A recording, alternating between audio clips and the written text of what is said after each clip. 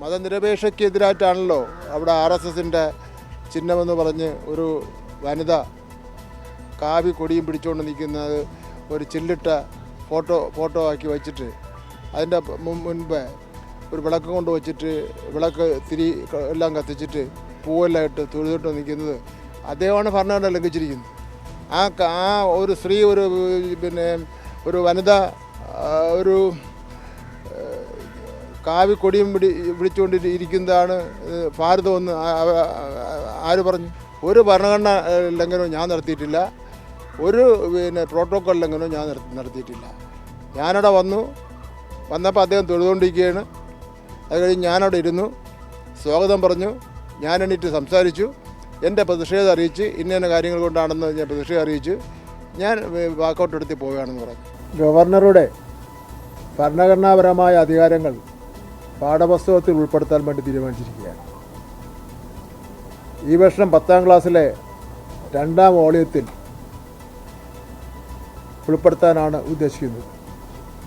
രാജ്യത്ത് ഗവർണർമാരെ ഉപയോഗിച്ചുകൊണ്ട് തിരഞ്ഞെടുക്കപ്പെട്ട സർക്കാരുകളെ അസ്ഥിരപ്പെടുത്തുവാനുള്ള ശ്രമങ്ങൾ വർദ്ധിച്ചു വരികയാണ്.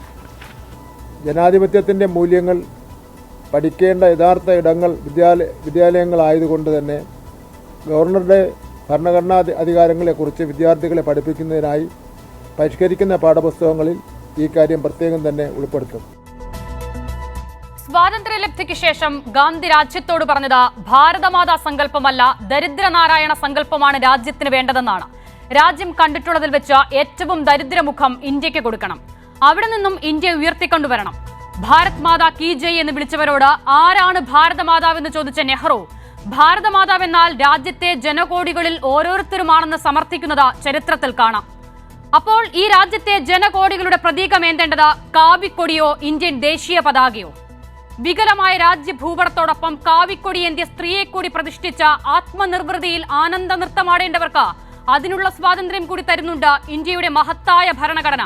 പക്ഷേ അതിന് സ്ഥലം വേറെ അന്വേഷിക്കണം. ഭരണഘടനാ പദവിയും ഭരണഘടനാ സ്ഥാപനങ്ങളും സംഘപുത്രന്മാരുടെ അച്ചാരമാണെന്ന് കരുതിയത് ആവശ്യമെങ്കിൽ മുണ്ടു മടക്കി കുത്താനും പിള്ളേരെ വിളിച്ചുകൊണ്ട് ഇറങ്ങാനും അറിയാവുന്ന ജനാധിപത്യവാദികളുടെ ഇന്ത്യയെ നിങ്ങൾ കണ്ടിട്ടില്ലാത്തതുകൊണ്ടാണ്. അത് കാട്ടിത്തരാൻ കേരളം തുനിഞ്ഞിറങ്ങിയാൽ ശാഖയിൽ പഠിച്ച പാഠങ്ങളൊന്നും പോരാതെ വരും തടുക്കാൻ. RSS ഭാരതാംബ എന്ന് വിശേഷിപ്പിച്ചിടത്തുനിന്നും കാവിക്കൊടിയേന്ത്യ വനിത എന്ന് പറഞ്ഞു പഠിച്ചു തുടങ്ങുകയാണ് ഈ നാട്. റൊമാന്റിസൈസ് ചെയ്ത ബിംബങ്ങളിലൂടെ ഹിന്ദുത്വ പ്രത്യയശാസ്ത്രം ഒളിച്ചു കടത്തി പലതിനെയും നോർമലൈസ് ചെയ്ത ഭാരത സംസ്കാരം എന്ന മിഥ്യയിൽ കൂട്ടിക്കെട്ടാനുള്ള ശ്രമങ്ങൾ അടിമുടി പൊളിറ്റിക്കലായ ഒരു നാട്ടിൽ എങ്ങനെ നടക്കുമെന്നാണ് മിസ്റ്റർ രാജേന്ദ്ര വിശ്വനാഥ് ആർലേക്കർ നിങ്ങൾ കരുതുന്നത്? ഈ ചർച്ചയിൽ അതിഥികളായി ചേരുന്നവർ: അഡ്വക്കേറ്റ് KS അരുൺകുമാർ CPIM-ൽ നിന്നും, റോണി കെ ബേബി കോൺഗ്രസ് നേതാവ്, BJP-യിൽ നിന്നും ജോമോൻ ചക്കാലക്കൽ എന്നിവരാണ്. ആദ്യം ശ്രീ ജോമോൻ ചക്കാലക്കൽ, ഗവർണർക്ക് വ്യക്തിപരമായ രാഷ്ട്രീയമാകാം, സ്വകാര്യമായി അദ്ദേഹത്തിന് ഇഷ്ടപ്പെട്ട ചിത്രങ്ങളെയോ ബിംബങ്ങളെയോ ഒക്കെ പൂജിക്കുകയോ ആദരിക്കുകയോ ഒക്കെയുമാകാം. പക്ഷേ അതിനുമപ്പുറം പൊതുപരിപാടികളിൽ അതിനെ പ്രതിഷ്ഠിക്കാനും പൂജിക്കാനും അതിൽ പങ്കെടുക്കുന്നവരോട് അതിന് നിർബന്ധിക്കാനും ആരാണ് ഗവർണർക്ക് അധികാരം നൽകുന്നത്? ഇരിക്കുന്ന പദവി എന്താണ് എന്നുള്ളത് മറന്നു പോകുകയാണോ ഗവർണർ രാജേന്ദ്ര വിശ്വനാഥ് ആർലേക്കർ?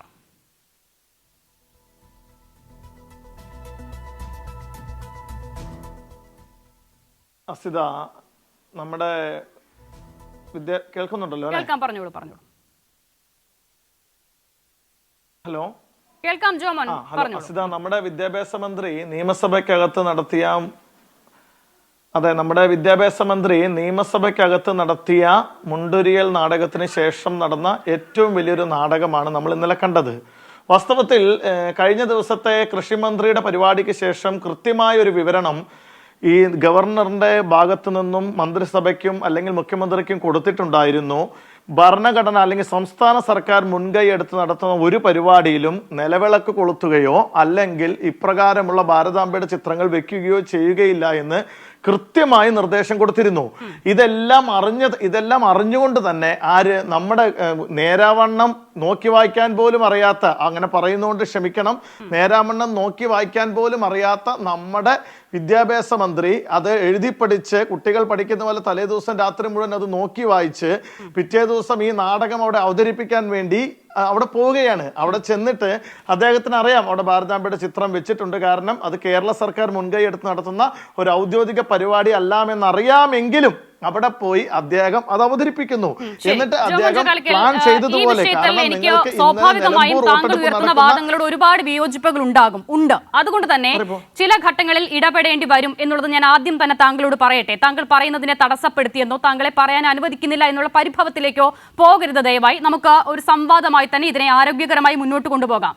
വ്യക്തിപരമായ അധിക്ഷേപത്തിലൂടെയാണ് താങ്കൾ മറുപടി ആരംഭിച്ചത്. അങ്ങനെ വ്യക്തിപരമായ അധിക്ഷേപം താങ്കൾ ഒരു മന്ത്രിക്കെതിരെ നടത്തുമ്പോൾ അത് അദ്ദേഹം MLA ആയിരുന്ന കാലത്തെക്കുറിച്ചാണ് എന്നതുകൂടി പറയുമ്പോൾ നിയമസഭയിൽ ഇരുന്ന് പൊതുമധ്യത്തിൽ പറയാൻ പോലും കൊള്ളാത്ത ദൃശ്യങ്ങളൊക്കെ കണ്ടിട്ടുള്ള സാമാജികരെയും നമ്മൾ കണ്ടിട്ടുണ്ട് ഈ രാജ്യത്ത് എന്നതുകൂടി ഞാൻ അങ്ങേ ഓർമ്മിപ്പിക്കുന്നു. അത് അവിടെ നിൽക്കട്ടെ. എന്തായാലും വ്യക്തിപരമായ അധിക്ഷേപങ്ങളിലേക്കും അതിന്റെ മറുപടികളിലേക്കും പോകണം എന്ന് എനിക്ക് ആഗ്രഹമില്ല. ഇനി താങ്കൾ പറഞ്ഞ പോയിന്റിലേക്ക് വരുന്നു. താങ്കൾ പറയുന്നത് എന്താണ്? ഗവർണറുടെ വസതി, ഗവർണർ നടത്തുന്ന പരിപാടിയിൽ, ഔദ്യോഗിക പരിപാടിയിൽ ഇത്തരത്തിലുള്ള ചിഹ്നങ്ങൾ ഉപയോഗിക്കില്ല എന്ന് അറിയിച്ചിട്ടുണ്ടായിരുന്നു. ഇതൊരു ഔദ്യോഗിക പരിപാടിയല്ല.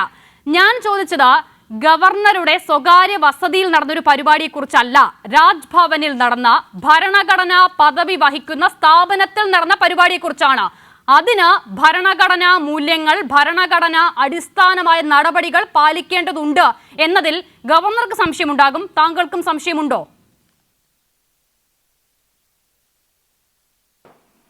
അസിത, ഞാൻ കൃത്യമായി പറഞ്ഞല്ലോ. നോക്കൂ, നമ്മുടെ കൃഷിമന്ത്രിയുടെ പരിപാടി കഴിഞ്ഞതിന് ശേഷം ഗവർണറുടെ ഓഫീസ് കൃത്യമായി നിർദ്ദേശം കൊടുത്തിരുന്നല്ലോ അസിത, നിങ്ങൾ നടത്തുന്ന അല്ലെങ്കിൽ ഔദ്യോഗികമായി സംസ്ഥാന സർക്കാർ നടത്തുന്ന ഒരു പരിപാടിയിലും ഭാരതാംബയുടെ ചിത്രമോ അല്ലെങ്കിൽ ഇപ്രകാരമുള്ള നിലവിളക്ക് കൊളുത്തലോ ഒന്നും ഉണ്ടാകുകയില്ല എന്ന് കൃത്യമായി പറഞ്ഞിട്ടുണ്ട്.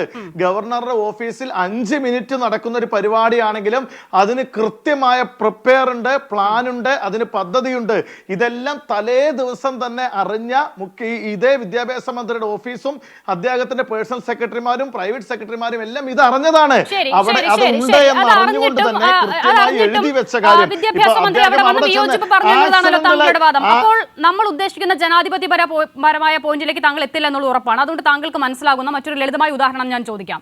കേരളത്തിന്റെ മുഖ്യമന്ത്രി പിണറായി വിജയൻ, അദ്ദേഹം ഔദ്യോഗികമായി ഇരിക്കുന്ന ചില ചിത്രങ്ങളൊക്കെ നമ്മൾ കണ്ടിട്ടുണ്ടല്ലോ. അതിന് പുറകിൽ മഹാത്മാഗാന്ധിയുടെ ഒരു ചിത്രവും ഇരുവശത്തും ദേശീയ പതാക, ഇന്ത്യയുടെ ദേശീയ പതാകയുമുണ്ട്. അദ്ദേഹത്തിന്റെ ടേബിളിലും ദേശീയ പതാക വെച്ചിരിക്കുന്നത്, ത്രിവർണ്ണ പതാക വെച്ചിരിക്കുന്നത് നമ്മൾ കണ്ടിട്ടുണ്ട്. അതിനു പകരം അദ്ദേഹം ഔദ്യോഗികമായി ഒന്നും അവിടെ നടത്തുന്ന ഒരു പരിപാടി അല്ലാതെ തികച്ചും വ്യക്തിപരമായി മന്ത്രിമാരെയൊക്കെ കാണുന്ന ഒരു ചടങ്ങിൽ ഈ മുഖ്യമന്ത്രിയുടെ ഔദ്യോഗികമായ ഇരിപ്പിടത്തിന് പിന്നിൽ മാർക്സിന്റെ ഒരു ചിത്രവും അവരുടെ പാർട്ടിയുടെ ഒരു ചുവന്ന പതാകയും ഒരു ചുവന്ന കൊടിയും വെച്ച ഒരു ദൃശ്യം നിങ്ങൾ കാണുന്നു. ഇപ്പോൾ ഗവർണർ ഉൾപ്പെടെയുള്ള ചില ആളുകളെ നിങ്ങൾ ആ പരിപാടിയിലേക്ക് ക്ഷണിക്കുന്നു. എന്നിട്ട് വിശദീകരിക്കുകയാണ് അത് വ്യക്തിപരമായ ഒരു ചടങ്ങാണ്, ഔദ്യോഗിക പരിപാടിയല്ല. നിങ്ങൾ അംഗീകരിക്കുമോ? അത് മുഖ്യമന്ത്രിയുടെ ഓഫീസിനെ കുറിച്ചാണ് ചോദ്യം. തീർച്ചയായും, എന്തുകൊണ്ട് അംഗീകരിക്കാതെ? ഇതൊരു ജനാധിപത്യ രാജ്യമാണല്ലോ. അതുകൊണ്ടല്ലേ ചങ്കിലെ ചൈന എന്ന ഇന്ത്യയുടെ ഒരു അയൽരാജ്യം എന്ന് മാത്രം പറഞ്ഞാൽ പോരല്ലോ, ഇന്ത്യയുടെ ഒരു ശത്രു രാജ്യത്തിന് തുല്യമായ ഒരു രാജ്യത്തെ കുറിച്ച് ചങ്കിലെ ചൈന എന്ന് പറഞ്ഞ് പുസ്തകം എഴുതിയ നിങ്ങളുടെ ഒരു യുവ നേതാവിനെ പോലും അഭിനന്ദിച്ച് ആ നേതാവിന് അവാർഡുകൾ വരെ കൊടുത്ത് ആ പുസ്തകത്തെ രാവിലെയും വൈകുന്നേരവും വേദഗ്രന്ഥം പോലെ വായിക്കുന്ന ആളുകളുള്ള ഒരു സംസ്ഥാനത്ത് ഇരുന്നുകൊണ്ടാണ് നമ്മൾ പറയുന്നത്. അത് അങ്ങനെ ഔദ്യോഗികമല്ലാത്ത ഒരു പരിപാടി, മാർക്സ് എന്നല്ല, ചെഗുവേര എന്നല്ല, ഏത് വ്യക്തിയെ നിങ്ങൾക്ക് വേണമെങ്കിൽ വെക്കാം. ഇനി നാളെ ഒരു മിനിറ്റ്, നാളെ ഞാൻ ഗവർണർ ആയാലും ഒരു പക്ഷേ എനിക്ക് അടുത്ത ചോദ്യം ജോമോൻ ചക്കാലക്കൽ, കുറച്ച് നാളുകൾക്ക് മുൻപ് ഈ ഇന്ത്യൻ മഹാരാജ്യത്ത് പൗരത്വ നിയമവുമായി ബന്ധപ്പെട്ട ഒരു പ്രക്ഷോഭം നടന്നിരുന്നു. അന്ന് ആ പ്രക്ഷോഭത്തിൽ പങ്കെടുത്ത ചില ആളുകളെ നോക്കി നരേന്ദ്രമോദി ഉൾപ്പെടെയുള്ള ആളുകൾ ധരിച്ചിരിക്കുന്ന വസ്ത്രം നോക്കി അവരെ തിരിച്ചറിയാമെന്ന് പറഞ്ഞു. അവർ ധരിച്ചിരിക്കുന്ന വസ്ത്രത്തെ പോലും രാജ്യദ്രോഹ പട്ടം കുത്താനായി ഉപയോഗിച്ചു. അപ്പോൾ ഈ പറയുന്ന വിശാലമായ ജനാധിപത്യ ബോധം ഔദ്യോഗിക വസതികളിൽ പോലും അംഗീകരിക്കുന്ന നിങ്ങൾ ഈ രാജ്യത്തിന്റെ പൊതുനിരത്തിൽ നിന്ന് സമരം ചെയ്ത മനുഷ്യരെ നോക്കി രാജ്യദ്രോഹി പട്ടം കുത്തിയത് എന്തടിസ്ഥാനത്തിലായിരുന്നു?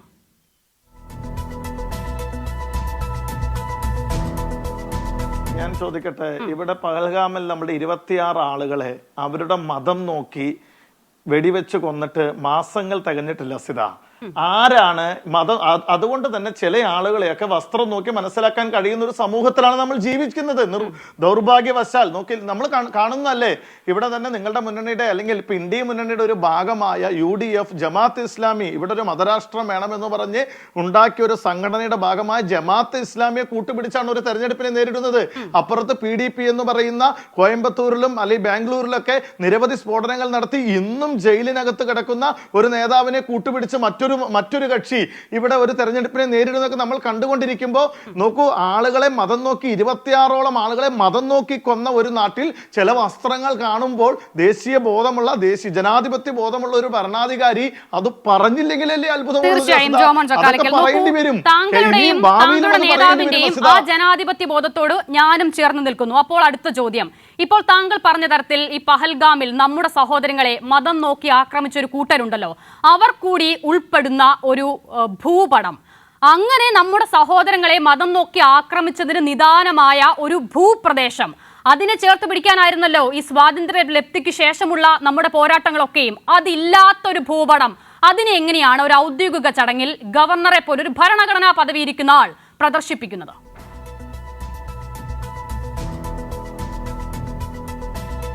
നമുക്കറിയാം, ഈ വന്ദേമാതരം പോലെയും അതുപോലെ തന്നെ ഈ ഭാരതാംബയുടെ ചിത്രങ്ങളൊക്കെ കാലാകാലങ്ങളിൽ പല വ്യക്തിത്വങ്ങളും ഈ വരച്ച് അതിങ്ങനെ ഒരു പൂർണ്ണതയിലേക്ക് എത്തിയത് അവസാന കാലഘട്ടങ്ങളിലാണ്. നമുക്കറിയാം, ഇവിടെ നമുക്ക് ജനാധിപത്യത്തിനും അല്ലെങ്കിൽ നമ്മുടെ സ്വാതന്ത്ര്യത്തിനും വേണ്ടി പോരാടിയ ഒട്ടനവധി ആളുകൾക്ക് പ്രോത്സാഹനമായിട്ടായിരുന്നു പല വ്യക്തിത്വങ്ങളും ഈ ഭാരതാംബയുടെ ചിത്രം വരച്ചിട്ടാണെങ്കിലും വന്ദേ മാതരം പോലെയുള്ള നമ്മുടെ ദേശീയ ഗീതങ്ങൾ എഴുതിയിട്ടാണെങ്കിലും ജനങ്ങളെ പ്രോത്സാഹിപ്പിച്ചിട്ടുള്ളത്. അങ്ങനെ വരുമ്പോൾ ആ കാലഘട്ടത്തിൽ നമുക്ക് പാകിസ്ഥാൻ വിഭജനമോ ആ കാലഘട്ടത്തിൽ ബംഗ്ലാദേശ് വിഭജനമോ ഒന്നും കഴിയാത്തൊരു കാലഘട്ടത്തിൽ അഖണ്ഡ ഭാരതം എന്ന ഒരു എന്താ പറയുക ഒരു വലിയ ഒരു കയ്യിൽ ഒതുക്കി പിടിച്ചുകൊണ്ട് ആ കാലഘട്ടത്തിൽ വരച്ച അല്ലെങ്കിൽ ആ കാലഘട്ടത്തിൽ രൂപീകരിച്ച അല്ലെങ്കിൽ ആ ഒരു സങ്കല്പമാണ് ഈ ഭാരതാംബ. അതുകൊണ്ട് തന്നെ അതിലെ ചില പ്രദേശങ്ങളെ എടുത്തുകൊണ്ട് ഇപ്പൊ ഞാൻ ചോദിക്കട്ടെ, നമ്മുടെ ദേശീയ അല്ലെങ്കിൽ എന്താ പറയുക ഗാനത്തിൽ സിന്ധു എന്നൊരു പദം വരുന്നുണ്ട്, അല്ലെങ്കിൽ സിന്ധു എന്ന് പറയുന്നത് അത് വാസ്തവത്തിൽ അത് ഇപ്പോൾ പാകിസ്ഥാന്റെ ഭാഗമാണ് ആ ഭാഗം എന്ന്. അതുകൊണ്ട് നമ്മൾ ആ ഭാഗത്തെ അതിനെ നമ്മൾ ഉപേക്ഷിക്കണം എന്ന് പറഞ്ഞ് നമുക്ക് നമ്മുടെ ദേശീയ ഗാനം തെറ്റാണ്, പാകിസ്ഥാന്റെ ഒരു ഭാഗം ഉൾക്കൊണ്ട് ഒരു സംഭവത്തെ നമുക്ക് അംഗീകരിക്കാൻ കഴിയില്ല, ഇങ്ങനെയൊക്കെ പറഞ്ഞ് നമ്മൾ മുന്നോട്ട് പോയാൽ പറ്റില്ലല്ലോ. ഞാൻ പറഞ്ഞു വന്നത് ഇതൊന്നും ഒരു വിവാദമാക്കേണ്ട ഒരു ആവശ്യമേ ഇല്ല. വ്യക്തിപരമായ അല്ലെങ്കിൽ ഔദ്യോഗികമായ ചടങ്ങിൽ ലോകരാഷ്ട്രങ്ങളോട് ധരിപ്പിക്കാൻ എന്തിനായിരുന്നു പ്രതിപക്ഷത്തെ നേതാക്കളെ ഉൾപ്പെടെയുള്ള ഒരു പ്രതിനിധി സംഘത്തെ പല രാജ്യങ്ങളിലേക്കും അയച്ചത്? അപ്പോൾ അങ്ങനെ അങ്ങ് കരുതാമായിരുന്നില്ലേ? അതും ഞങ്ങളുടെ കൂട്ടത്തിലാണ് എന്ന്, അഖണ്ഡ ഭാരത സങ്കല്പത്തിലാണ് ഞങ്ങളുള്ളതെന്ന്. അസിത നോക്കൂ, ഇതൊക്കെ ഒരു ബാലിശമായ ചോദ്യങ്ങളാണ്. നമ്മുടെ നാട്ടിൽ കയറി 26 നമ്മുടെ സഹോദരങ്ങളെ മതം നോക്കി വെടിവെച്ച് കൊന്ന ആളുകൾക്കെതിരെ നമ്മൾ നയതന്ത്രപരമായി തന്നെ അവർക്കെതിരെ വലിയൊരു തിരിച്ചടി കൊടുക്കുന്നു. ആ തിരിച്ചടി നമ്മൾ ഐക്യരാഷ്ട്രസഭയിലെ സ്ഥിരാംഗത്വത്തിന് വേണ്ടി നാളുകളിൽ കാത്തിരിക്കുന്ന ഒരു രാജ്യം എന്ന നിലയിൽ ഇത്തരം രാജ്യങ്ങളിലേക്ക് കടന്നു എന്ന് അവരെ എല്ലാം ഇത് ബോധിപ്പിക്കേണ്ട ഒരു ചുമതല നമുക്കുള്ളത് കൊണ്ട് തന്നെ നമ്മുടെ രാജ്യം മറ്റു രാജ്യങ്ങളുമായി നമ്മൾക്കുള്ള ആ ബന്ധവും നയതന്ത്ര തലത്തിലുള്ള ബന്ധങ്ങളെ കൂട്ടി ഉറപ്പിക്കാൻ വേണ്ടിയിട്ടാണ് അത് പ്രതിപക്ഷ നിരയിൽ നിന്ന് പോലുമുള്ള ആളുകളെ അതിന്റെ നേതൃത്വ നിരയിൽ കൊണ്ടുവന്ന് ശശി തരൂരിനെ പോലെ ലോകമറിയുന്ന ആളുകളെയൊക്കെ ഞങ്ങൾ മുന്നിൽ നിർത്തിക്കൊണ്ട് തന്നെ ഒരു രാഷ്ട്രീയ ലാഭവും നോക്കാതെ ലോകത്തിന്റെ വിവിധ രാജ്യങ്ങളിലേക്ക് ഞങ്ങൾ പറഞ്ഞയച്ചത്. അതും ഇതും തമ്മിൽ നമ്മൾ കൂട്ടിക്കുഴയ്ക്കരുത്. സ്വയം ഇനിയൊന്ന് അല്പസമയം ഞാൻ തരാം, താങ്കളൊന്ന് ആലോചിച്ച് നോക്കൂ. അപ്പോൾ ആ നിലയിൽ നമ്മുടെ രാജ്യത്തെ ആക്രമിച്ച ഒരു കക്ഷിയെ കൂടി ഉൾപ്പെടുന്ന ഒരു ഭൂപടം ഈ നിലയിൽ ഒരു ഭരണഘടനാ സ്ഥാപനത്തിൽ പ്രദർശിപ്പിച്ച ശേഷം ഇത് അഖണ്ഡ ഭാരതമാണ്, പക്ഷേ അത് പ്രദർശിപ്പിക്കുന്നതിൽ ഞങ്ങൾക്കൊരു അഭിമാനക്കുറവുമില്ല, കാരണം അഖണ്ഡ ഭാരതമാണ്.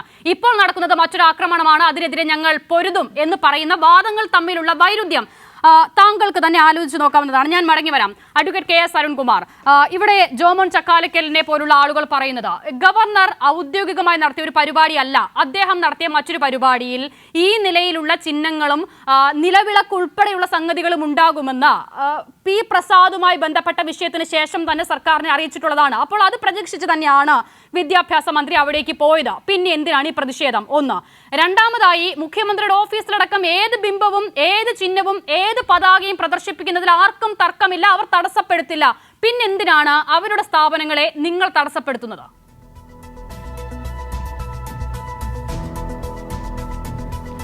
അവരുടെ സ്ഥാപനം എന്ന് പറയുന്ന പ്രയോഗം തന്നെ തെറ്റാണ്. ഇത് രാജ്ഭവനാണല്ലോ, ഗവർണറുടെ താമസ സ്ഥലമാണ്. ഗവർണർ എന്ന് പറഞ്ഞ ഒരു വ്യക്തിയല്ല, ഈ ഭരണഘടനാ ഹെഡായിട്ടുള്ള ഗവർണർ താമസിക്കുന്ന രാജ്ഭവൻ ഒരു പൊതു ഇടം തന്നെയാണ്. ഇപ്പോൾ പരിസ്ഥിതി ദിനവുമായി ബന്ധപ്പെട്ടുള്ള ക്യാമ്പയിൻ നമുക്കറിയാം, അത് ഗവൺമെന്റിന്റെ തന്നെ ഒരു ഒഫീഷ്യൽ പരിപാടിയായിട്ടാണ് രാജ്ഭവനിൽ പരിപാടി വെച്ചത്. അപ്പം അതിൽ പ്രോട്ടോകോൾ നിശ്ചയിച്ച് അവസാനം വരുന്ന നോട്ടീസിലാണ് ഇത്തരത്തിൽ ദേശീയഗാനം പാടിയല്ല പരിപാടി ആരംഭിക്കുന്നത്, മറിച്ച് അവർ മുന്നോട്ട് വെക്കുന്ന ഭാരതാംബയുടെ ചിത്രത്തിന് മുന്നിൽ പുഷ്പാർച്ചന നടത്തിയിട്ടാണ് പരിപാടി ആരംഭിക്കുന്നത് എന്ന് ബോധ്യമായത്. അപ്പോൾ തന്നെ കൃഷിമന്ത്രി ഇടപെടുകയും ആ പരിപാടി അവിടെ നിന്നും മാറ്റി സെക്രട്ടേറിയറ്റിന് സമീപമുള്ള അനക്സ് ഹാളിലേക്ക് മാറ്റുകയും ചെയ്തു. വളരെ ധീരമായിട്ടുള്ള നിലപാട് അന്ന് എടുത്തു. അതിനുശേഷം മുഖ്യമന്ത്രിയും അതുപോലെ തന്നെ ഗവൺമെന്റുമായി ബന്ധപ്പെട്ടുള്ള മറ്റു മന്ത്രിമാരുമെല്ലാം അതിശക്തമായിട്ടുള്ള പ്രതിഷേധം രേഖപ്പെടുത്തുകയും അത് രാജ്ഭവനെ അറിയിക്കുകയും ചെയ്തു. അതിനുശേഷം രാജ്ഭവൻ ഇതിൽ നിന്ന് പിന്നോക്കം പോയി എന്നും ഔദ്യോഗികമായിട്ടുള്ള പരിപാടികളിൽ ഇത്തരത്തിൽ RSSന്റെ അജണ്ട നടപ്പാക്കാനുള്ള നീക്കം ഈ കേരളത്തിൽ മുന്നോട്ട് കൊണ്ടുപോകാൻ കഴിയില്ല എന്ന് ബോധ്യപ്പെട്ടപ്പോൾ അതിൽ നിന്ന് പിൻവാങ്ങി എന്നുള്ള തരത്തിലുള്ള വാർത്ത വന്നു. രാജ്ഭവൻ തന്നെയാണ് അത് ഗവൺമെന്റ് സംവിധാനത്തെ അറിയിച്ചത്. പക്ഷേ ഇന്നലെ നടന്ന പരിപാടിയും ഔദ്യോഗികമായിട്ടുള്ള പരിപാടിയാണ്, സ്കൗട്ട് ആൻഡ് ഗൈഡുമായി ബന്ധപ്പെട്ടുള്ള പരിപാടിയാണ്. അതിൽ മുഖ്യാതിഥിയായിട്ട് ചെന്നത് വിദ്യാഭ്യാസ മന്ത്രി തന്നെയാണ്. അങ്ങനെ മന്ത്രി ചെല്ലുമ്പോൾ ഇത്തരത്തിൽ ഒരു പുഷ്പാർച്ചനയൊക്കെ നടത്തി ഇങ്ങനെ ഇരിക്കുന്ന ഒരു സാഹചര്യം കണ്ടു. വളരെ വ്യക്തമായി ഇത് പ്രധാനമന്ത്രിയോ ഇപ്പോഴത്തെ പ്രധാനമന്ത്രിയോ അല്ലെങ്കിൽ രാഷ്ട്രപിതാവിന്റെ പടമോ മറ്റുമൊന്നുമല്ല. ഇത് കൃത്യമായിട്ട് ഭരണഘടനാ വിരുദ്ധമായിട്ടുള്ള സാഹചര്യമാണ്. ഇത് ഒരിക്കലും അനുവദിക്കാൻ കഴിയില്ല എന്ന് ആ യോഗത്തിൽ അഭിസംബോധന ചെയ്തുകൊണ്ട് തന്നെ സംസാരിച്ചിട്ടാണ് ബഹുമാനപ്പെട്ട വിദ്യാഭ്യാസ മന്ത്രി വാക്കൗട്ട് നടത്തി തന്റെ പ്രതിഷേധം രേഖപ്പെടുത്തി അവിടുന്ന് പോരുന്ന സാഹചര്യം ഉണ്ടായത്. നമുക്കറിയാം, ഇവിടെ the prevention of insult to national honour act 1971 act ഉണ്ട്. അതുപ്രകാരം നമ്മുടെ ദേശീയ ഫ്ലാഗ്, ദേശീയ പതാകയുമായി ബന്ധപ്പെട്ടുകൊണ്ടും മറ്റ് ദേശീയ ഗാനവുമായി ബന്ധപ്പെട്ടുകൊണ്ടെല്ലാം ഇൻസൾട്ടിങ് നടത്തുന്നതിനെ കുറിച്ച് കൃത്യമായിട്ട് ക്രിമിനൽ കേസെടുത്ത് അന്വേഷണം നടത്തി മാതൃകാപരമായിട്ട് ശിക്ഷിക്കേണ്ട 3 വർഷം വരെ തടവ് കിട്ടുന്ന ശിക്ഷ ഉൾപ്പെടുന്ന നിയമമാണ്. ഇതിൽ അവർ കൃത്യമായി ഇന്ത്യയുടെ ഭൂപടത്തെ വക്രീകരിച്ച് കാണിക്കുന്നു. അഖണ്ഡ ഭാരതം എന്ന് പറഞ്ഞാൽ ഇന്ത്യ, പാകിസ്ഥാൻ, ബംഗ്ലാദേശ്, നേപ്പാൾ അടങ്ങുന്ന ഒരു പ്രത്യേക വിഭാഗം എന്ന രൂപത്തിലാണ് RSSന്റെ സങ്കല്പത്തിലുള്ളത്. ഇപ്പം അതില്ലല്ലോ. കാരണം പാകിസ്ഥാനായും അഫ്ഗാനിസ്ഥാനായും ബംഗ്ലാദേശ്, നേപ്പാൾ അവരൊക്കെ സ്വതന്ത്ര രാജ്യങ്ങളാണ്. ഈ സ്വതന്ത്ര രാജ്യങ്ങളെ എല്ലാം ഉൾപ്പെടുത്തി ഇന്ത്യയുടെ പതാക എന്ന രൂപത്തിൽ വക്രീകരിച്ച് കാണിക്കുന്നു ഒരു ഭാഗത്ത്. രണ്ടാമത്, ദേശീയ പതാകയ്ക്ക് പകരം ഇപ്പോൾ ഭാരതാംബ എന്ന രൂപത്തിൽ ഒരു സാംസ്കാരികമായിട്ടുള്ള ഒരു സാമൂഹ്യമായിട്ടുള്ള ഒരു സങ്കല്പം എന്ന രൂപത്തിലൊക്കെയാണ് മുന്നോട്ട് വയ്ക്കുന്നതെങ്കിൽ പോലും അതിൽ വെള്ള വസ്ത്രം ധരിച്ച് കൃത്യമായിട്ട് തന്നെ രുദ്രാക്ഷമാലയൊക്കെ കയ്യിൽ പിടിച്ച് ഇന്ത്യയുടെ ദേശീയ പതാക പിടിച്ച് അതോടൊപ്പം തന്നെ മറ്റേ കൃഷി കറ്റയൊക്കെ കയ്യിൽ പിടിച്ചിട്ടുള്ള ഒരു സങ്കല്പമായിട്ടാണ് പല ചിത്രങ്ങളിലും നമ്മൾ കണ്ടിട്ടുള്ളത്.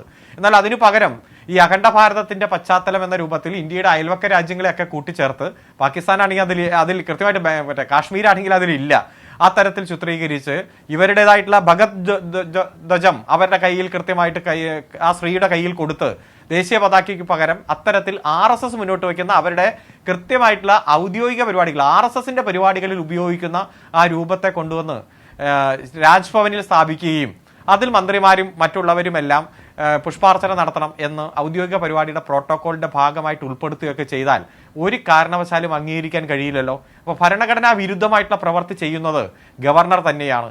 ഇത്തരത്തിൽ ഔദ്യോഗിക പരിപാടികളിൽ ഭരണഘടനയെ അതിന്റെ മൂല്യങ്ങളെ ഉൾക്കൊണ്ടുകൊണ്ടേ പോകൂ, പ്രോട്ടോകോൾ ലംഘിക്കില്ല എന്നൊക്കെ ഇൻഫോം ചെയ്തതും ഇതേ ഓഫീസ് തന്നെയാണ്. പക്ഷേ ജനിച്ചതും വളർന്നതും മുന്നോട്ട് പോയതും ഇങ്ങനെ ഒരു ഗവർണർ സ്ഥാനം കിട്ടിയതും എല്ലാം RSSന്റെ നേതാവായതുകൊണ്ടാണ് എന്നതുകൊണ്ട് ആ RSSന്റെ അജണ്ട നടപ്പാക്കാൻ തനിക്ക് ഉത്തരവാദിത്തമുണ്ട് എന്ന രൂപത്തിൽ ആ അജണ്ടയുമായിട്ട് അദ്ദേഹം മുന്നോട്ട് പോകുമ്പോൾ അതിശക്തമായിട്ട് പ്രതിഷേധിക്കുകയും പ്രക്ഷോഭം നടത്തുകയും അതോടൊപ്പം തന്നെ ഔദ്യോഗികമായിട്ടുള്ള ഇത്തരം പരിപാടികൾ രാജ്ഭവനിൽ നിന്ന് മാറ്റുകയും ചെയ്യുക എന്നുള്ളതാണ് ഇനി നടക്കാൻ പോകുന്ന കാര്യം. മറ്റൊരു കാര്യം, ഇപ്പോൾ ഇന്ത്യയുടെ ദേശീയ പതാക കാവിക്കൊടി ആയിരിക്കണം എന്ന് പറഞ്ഞ് സ്വാതന്ത്ര്യം കിട്ടുന്നതിന് മുമ്പേ തന്നെ എഡിറ്റോറിയൽ എഴുതി RSSന്റെ മുഖപത്രമായിട്ടുള്ള ഓർഗനൈസർ.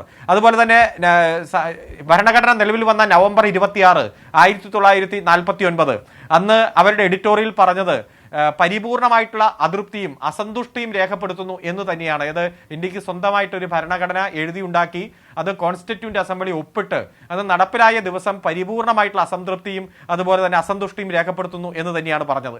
അതുപോലെ തന്നെ 1949 നവംബർ മാസം 30 ഇന്ത്യയുടെ ഇപ്പോൾ ഒപ്പിട്ടിരിക്കുന്ന ഭരണഘടനയ്ക്ക് പകരം മനുസ്മൃതിയെ രാജ്യത്തിന്റെ ഭരണഘടനയായിട്ട് സ്ഥാപിക്കണം എന്നും എഡിറ്റോറിയൽ എഴുതിയത് ഇതേ ഓർഗനൈസർ തന്നെയാണ് എന്ന് നമുക്കറിയാം. അപ്പൊ ഇത്തരം ഒരു സാഹചര്യത്തിൽ ഇവർ അന്നും ഇന്നും ഈ ദേശീയ പതാകയെ ആദരിക്കുന്നില്ല, ഭരണഘടനയെ ബഹുമാനിക്കുന്നില്ല, ആദരിക്കുന്നില്ല. അതോടൊപ്പം തന്നെ ഭരണഘടനയ്ക്ക് പകരം മനുസ്മൃതി വേണമെന്ന് വാദിക്കുന്നവരാണ്. അവർ നിരന്തരമായി അവരുടെ അജണ്ട നടപ്പാക്കാനായിട്ട് രാജ്ഭവനെ ഉപയോഗിച്ചാൽ, ഗവൺമെന്റിന്റെ ഔദ്യോഗികമായിട്ടുള്ള പരിപാടികൾ ഉപയോഗിച്ചാൽ അതിശക്തമായിട്ടുള്ള പ്രതിരോധത്തെ നേരിടേണ്ടി വരും. അതാണ് ഇന്നും ഇന്നലെയും എല്ലാം കണ്ടത്. തെറ്റുതിരുത്താനുള്ള ഒരു അവസരം അദ്ദേഹത്തിനുണ്ടായിരുന്നു കൃഷി വകുപ്പിന്റെ പരിപാടിയുമായി ബന്ധപ്പെട്ടുകൊണ്ട്. അതിനുശേഷം അത് തിരുത്തുമെന്ന് തന്നെയാണ് ബോധ്യപ്പെട്ടത്.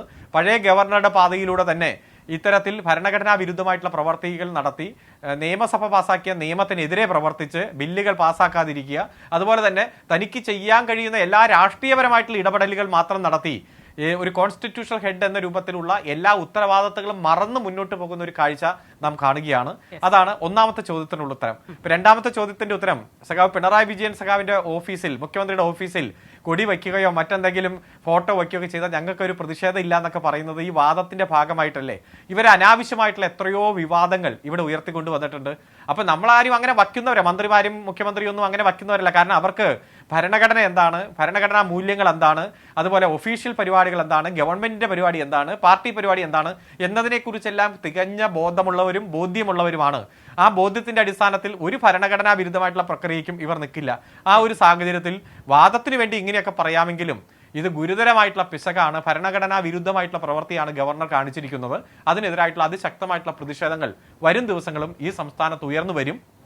ഇത്തരം പരിപാടികളുമായിട്ട് മുന്നോട്ട് പോകാനാണ് ഗവർണർ തയ്യാറാകുന്നതെങ്കിൽ ചില കാര്യങ്ങളൊക്കെ ഭാവിയിൽ കാണേണ്ടി വരും എന്ന് മാത്രമാണ് ഇതുമായി ബന്ധപ്പെട്ടുകൊണ്ട് സൂചിപ്പിക്കാൻ. ശരി, പ്രൊഫസർ റോണി കെ ബേബി, ഇന്നിപ്പോൾ രാജ്ഭവന്റെ ഒരു പ്രതികരണം വരുമ്പോൾ സർക്കാരിനെതിരെ വലിയ വിമർശനം ഉന്നയിക്കുന്നുണ്ട് ഗവർണർ. അതോടൊപ്പം തന്നെ പ്രതിപക്ഷത്തിന്റെ നിലപാടിനെയും ചോദ്യം ചെയ്യുന്നു. അപ്പോൾ ഇങ്ങനെ ഒരു വിഷയം ഉയർന്നു വരുന്നു. പി പ്രസാദിന്റെ വിഷയവുമായി ബന്ധപ്പെട്ട് നമ്മൾ അന്ന് കണ്ടതാണ്. അന്ന് വി.ഡി. സതീശൻ അടക്കമുള്ള ആളുകൾ ചില പ്രതികരണങ്ങൾ നടത്തി കണ്ടു. ഇന്നിപ്പോൾ കാര്യമായൊരു പ്രതികരണം ശക്തമായ ഭാഷയിൽ ഉണ്ടായി കണ്ടതുമില്ല. ഈ ശിവൻകുട്ടി മിനിസ്റ്ററുടെ പ്രശ്നത്തിന് ശേഷം ഒരുപക്ഷെ ശ്രദ്ധയിൽപ്പെടാതെ പോയതാകാം. എങ്കിലും ഇത്തരമൊരു വലിയ വിഷയം വരുന്നു, പ്രശ്നം വരുന്നു, ഒരു വിവാദമായി അത് മാറുന്നു. എവിടെയാണ് കേരളത്തിലെ പ്രതിപക്ഷം ഈ വിഷയത്തിൽ നിൽക്കുന്നത്?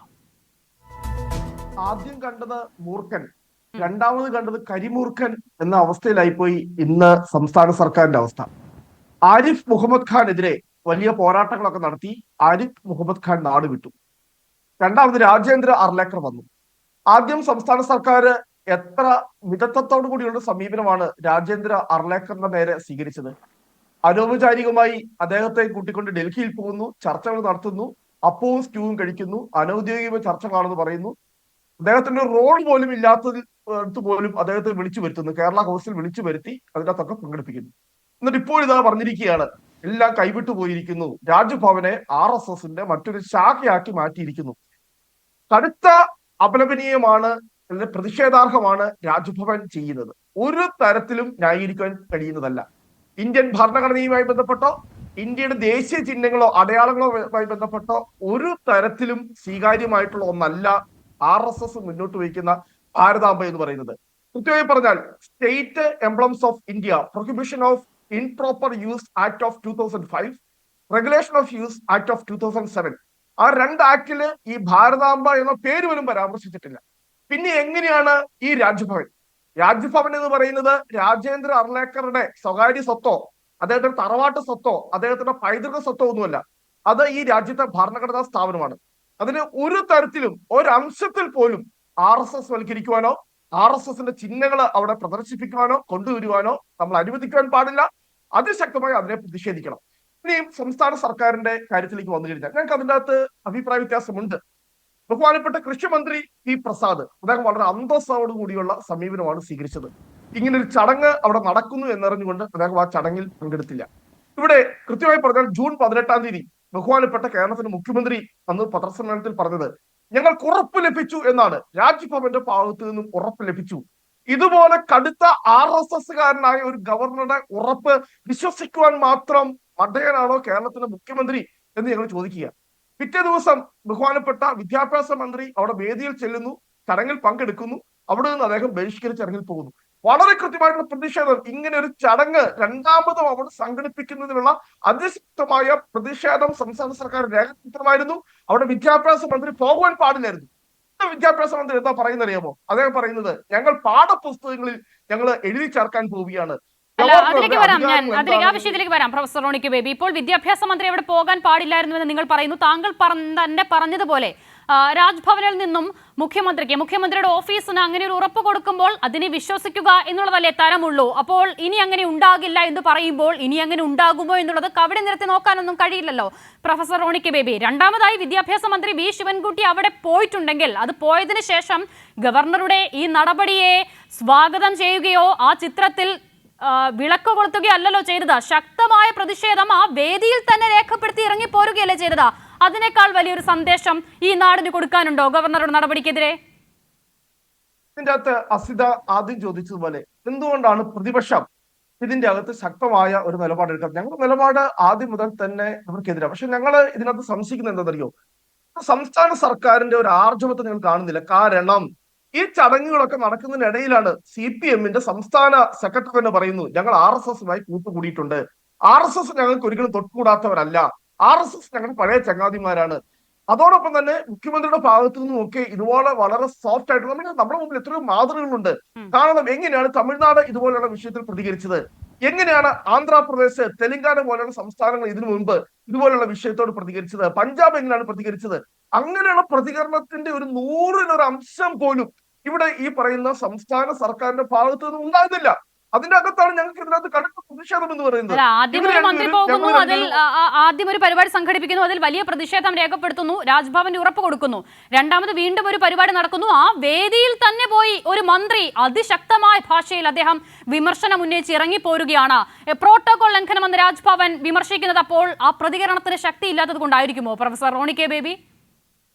ഞാൻ അവിടെ എന്ത് ചടങ്ങാണ് നടക്കാൻ പോകുന്നതെന്നും അവിടെ ഇതുപോലെയുള്ള സംവിധാനങ്ങൾ ഉണ്ടോ അല്ലെ ഒരുക്കിയിട്ടുണ്ടോ അല്ലെ ഇതുപോലെ RSS-ന്റെ ഭാരതാംബ എന്ന് ഞാൻ പറയല, കാവിക്കൊടി പിടിച്ച സ്ത്രീ അങ്ങനെ തന്നെ പറയാൻ ഞാൻ ആഗ്രഹിക്കുന്നുള്ളൂ. ഭാരതാംബ എന്ന ആ അമൂല്യ സങ്കല്പത്തെ ഒരിക്കലും ഞാൻ വില കുറച്ച് കാണിക്കാൻ വേണ്ടി ആഗ്രഹിക്കുന്നു. പക്ഷേ RSS മുന്നോട്ട് വയ്ക്കുന്ന ഈ കാവിക്കൊടി പിടിച്ച അവരുടെ സ്ത്രീ, RSS-കാരിയായ സ്ത്രീ, അവിടെ അങ്ങനെ ഒരു എംബ്ലം വെച്ചിട്ടുണ്ട് അല്ലെങ്കിൽ അവിടെ അത് വെച്ചിട്ടുണ്ട് എന്ന് മുൻകൂട്ടി അറിയാൻ കഴിയാത്ത സംവിധാനമൊന്നും അല്ലല്ലോ കേന്ദ്ര സർക്കാരിനുള്ളത്. കൃത്യമായി അവിടെ എന്താണ് നടക്കാൻ പോകുന്നത് എന്നുള്ള ഇൻഫോർമേഷൻ സംസ്ഥാന സർക്കാരിന് കിട്ടും. പക്ഷെ ഇന്നലെ എന്തിനു വേണ്ടിയാണ് അവിടെ വിദ്യാഭ്യാസ മന്ത്രി ഞാൻ അതാണ് ചോദിക്കുന്നത്. അങ്ങനെയൊന്നും ഉണ്ടെങ്കിൽ അവിടെ പോയി തന്നെ പ്രതിഷേധം രേഖപ്പെടുത്തുക എന്നുള്ളതല്ലേ പ്രതിഷേധിക്കാനുള്ള ഏറ്റവും ശക്തമായ ഭാഷ എന്നുള്ളതാണ്. രണ്ടാമതായി താങ്കൾ ഇപ്പോൾ ആവർത്തിച്ചു പറഞ്ഞൊരു കാര്യമുണ്ടല്ലോ, ഈ കാവിക്കൊടി പിടിച്ച സ്ത്രീ എന്ന് മാത്രമേ അതിനെ വിശേഷിപ്പിക്കാനാകൂ. ആ ബിംബത്തോട് എതിർപ്പാണ് കോൺഗ്രസിനെന്ന്. പക്ഷെ അതേ ബിംബത്തിനെ ആയിരുന്നില്ലേ കുറച്ചു നാളുകൾക്ക് മുൻപ് പ്രതിപക്ഷ നേതാവ് നിലവിളക്ക് കൊളുത്തി പൂജിച്ചത്? നമുക്കറിയാം. കാരണം ഈ 2014 BJP അധികാരത്തിൽ വന്നതിന് ശേഷം നമുക്കറിയാം ഇതുപോലെയുള്ള പിന്നെ ബിംബങ്ങളും പ്രതീകങ്ങളും ചിഹ്നങ്ങളും ഒക്കെ വളരെ വ്യാപകമായി ചർച്ച ചെയ്യപ്പെട്ടിട്ടുള്ളത്. ഇതിനു മുമ്പ് CPM-ന്റെയും കോൺഗ്രസിന്റെയും ഒക്കെ നേതാക്കന്മാർ ഇതുപോലുള്ള സാംസ്കാരിക പരിപാടികൾ, കാരണം സംഘപരിവാറിന് ഒരുപാട് തരത്തിലുള്ള പിന്നെ പ്രഖ്യാപിതവും അപ്രഖ്യാപിതവുമായിട്ടുള്ള വേദികളുണ്ട്. RSS-ന്റെ ഇതുപോലുള്ള വേദികളിൽ CPM-ന്റെ നേതാക്കൾ പോയിട്ടുണ്ട്. അല്ലാതെ ഒരു 30 വർഷം മുമ്പത്തെ ഒരു ചിത്രം എടുത്തു കാണിച്ച് അല്ലെ കോൺഗ്രസ് അങ്ങനെ ഒരു നിലപാട് സ്വീകരിച്ചോ എന്ന് പറയുന്നത് അർത്ഥമില്ല. ഇന്ത്യയിൽ കൃത്യമായി തന്നെ ഈ സംഘപരിവാറിന്റെ രാഷ്ട്രീയം പിടിമുറുക്കിയതിനു ശേഷം ഞങ്ങളുടെ നേതാക്കൾ അങ്ങനെ ഒരു സമീപനം സ്വീകരിച്ചിട്ടുണ്ട്. നമുക്ക് വിമർശിക്കാം. സംഘപരിവാറിന്റെ രാഷ്ട്രീയം ഇന്ത്യയിൽ ഇപ്പോൾ പിടിമുറുക്കുന്നത് ഒരുപക്ഷെ കഴിഞ്ഞ 11 വർഷക്കാലം അതായിരിക്കുമല്ലോ താങ്കൾ ഉദ്ദേശിക്കുന്നത്. പക്ഷേ ഗാന്ധിയെ കൊന്ന സംഘപരിവാർ നേതാക്കളെ കുറിച്ച് രാജ്യത്തിനുള്ള അഭിപ്രായം അതിന് മുൻപും ഇപ്പോഴും മാറിയിട്ടില്ലല്ലോ ശ്രീ പ്രൊഫസർ റോണി കെ ബേബി. അങ്ങനെ ഒരാളും ഉണ്ടായിരുന്നു ആ വേദിയിൽ ചിത്രങ്ങളുടെ കൂട്ടത്തിൽ. ഈ പറയുന്ന ഗോൾവാൾക്കർ ആരാണ്, സവർക്കർ ആരാണ് എന്നൊക്കെ ഈ രാജ്യത്തെ ആളുകളൊക്കെ മനസ്സിലാക്കി തുടങ്ങിയിട്ട് ഇവിടെ ഒരു പിന്നെ CPM-നെ ഉൾപ്പെടെ ഞാൻ പറയാൻ വേണ്ടി ആഗ്രഹിക്കുന്നത് എത്രയോ CPM-ന്റെ നേതാക്കൾ, ബഹുമാനപ്പെട്ട EK നായനാർ ഉൾപ്പെടെയുള്ള എത്രയോ CPM-ന്റെ മുതിർന്ന നേതാക്കളൊക്കെ ഇതുപോലുള്ള സാംസ്കാരിക പരിപാടികൾ പങ്കെടുത്തിട്ടുണ്ട്. പക്ഷെ ഇനിയും അവര് പിന്നെ അത് കോൺഗ്രസിന്റെ ആണെങ്കിലും CPM-ന്റെ ആണെങ്കിലും നേതാക്കൾ ഇനിയും അതിനകത്ത് പങ്കെടുത്ത ഞാൻ 2014 ശേഷം ഇന്ത്യയുടെ രാഷ്ട്രീയ അന്തരീക്ഷത്തിൽ RSS ഇത്രമാത്രം പിന്നെ വിഷലിപ്തമായിട്ടുള്ള ഒരു സംഘടനയാണെന്നും അവരുടെ ആശയങ്ങൾ എത്രമാത്രം അപകടകരമാണ് എന്നുള്ള ഒരു ബോധ്യം കൃത്യമായി തന്നെ ഈ രാജ്യത്ത് പടർന്ന് പന്തലിച്ചു. ശരി, അപ്പോൾ താങ്കൾ ഉദ്ദേശിക്കുന്നത് മുൻപ് ഇതുപോലെ ഗോൾവാൾക്കറെ കണ്ടാൽ പ്രതിപക്ഷ നേതാവിനെ തിരിച്ചറിയില്ല എന്നുള്ളതായിരുന്നു. അഥവാ അറിഞ്ഞാൽ തന്നെ ഗോൾവാൾക്കറിന് RSS-ഉമായുള്ള ബന്ധം അദ്ദേഹത്തിന് ഒരുപക്ഷെ അറിയില്ലായിരുന്നതായിരിക്കാം അല്ലെ? ഞാൻ മടങ്ങി വരാം താങ്കളിലേക്ക്. ജോമോൻ ചക്കാലക്കൽ, വീണ്ടും ആ വിഷയത്തിലേക്ക് വരാം. ഇവിടെ ഭരണഘടനാ ലംഘനമുണ്ടായി ഗവർണറുടെ നടപടിയിൽ എന്ന വലിയ വിമർശനം ഉയരുകയാണ്. ജോമോൻ ചക്കാലക്കൽ, അവിടെ പ്രദർശിപ്പിക്കപ്പെട്ട ചിത്രം അത് അഖണ്ഡ ഭാരതമാണ് എന്ന് താങ്കൾ പറയുന്നു. അതിൽ നമ്മൾ കാണുന്ന ഭാരതാംബ നമ്മൾ മുൻപ് പറഞ്ഞ തരത്തിൽ ഈ സ്വാതന്ത്ര്യ ലബ്ധിയുമായി ബന്ധപ്പെട്ട ആ കാലത്ത് രൂപപ്പെട്ടു വന്ന ഐക്കൺ, അങ്ങനെ നമ്മൾ കണ്ട ഭാരതാംബയുടെ ചിത്രമാണോ അന്ന് അവിടെ കണ്ടത്? അവരുടെ കയ്യിലുണ്ടായിരുന്ന കൊടി അത് കാവി നിറത്തിലുള്ള ഒരു കൊടിയാണ്. ഇതൊക്കെയായിരുന്നു ശ്രീ ജോമോൻ ചക്കാലക്കൽ ദേശീയ പ്രസ്ഥാനത്തിന്റെ ഭാഗമായി ഉയർന്നു വന്ന ഭാരതാംബ.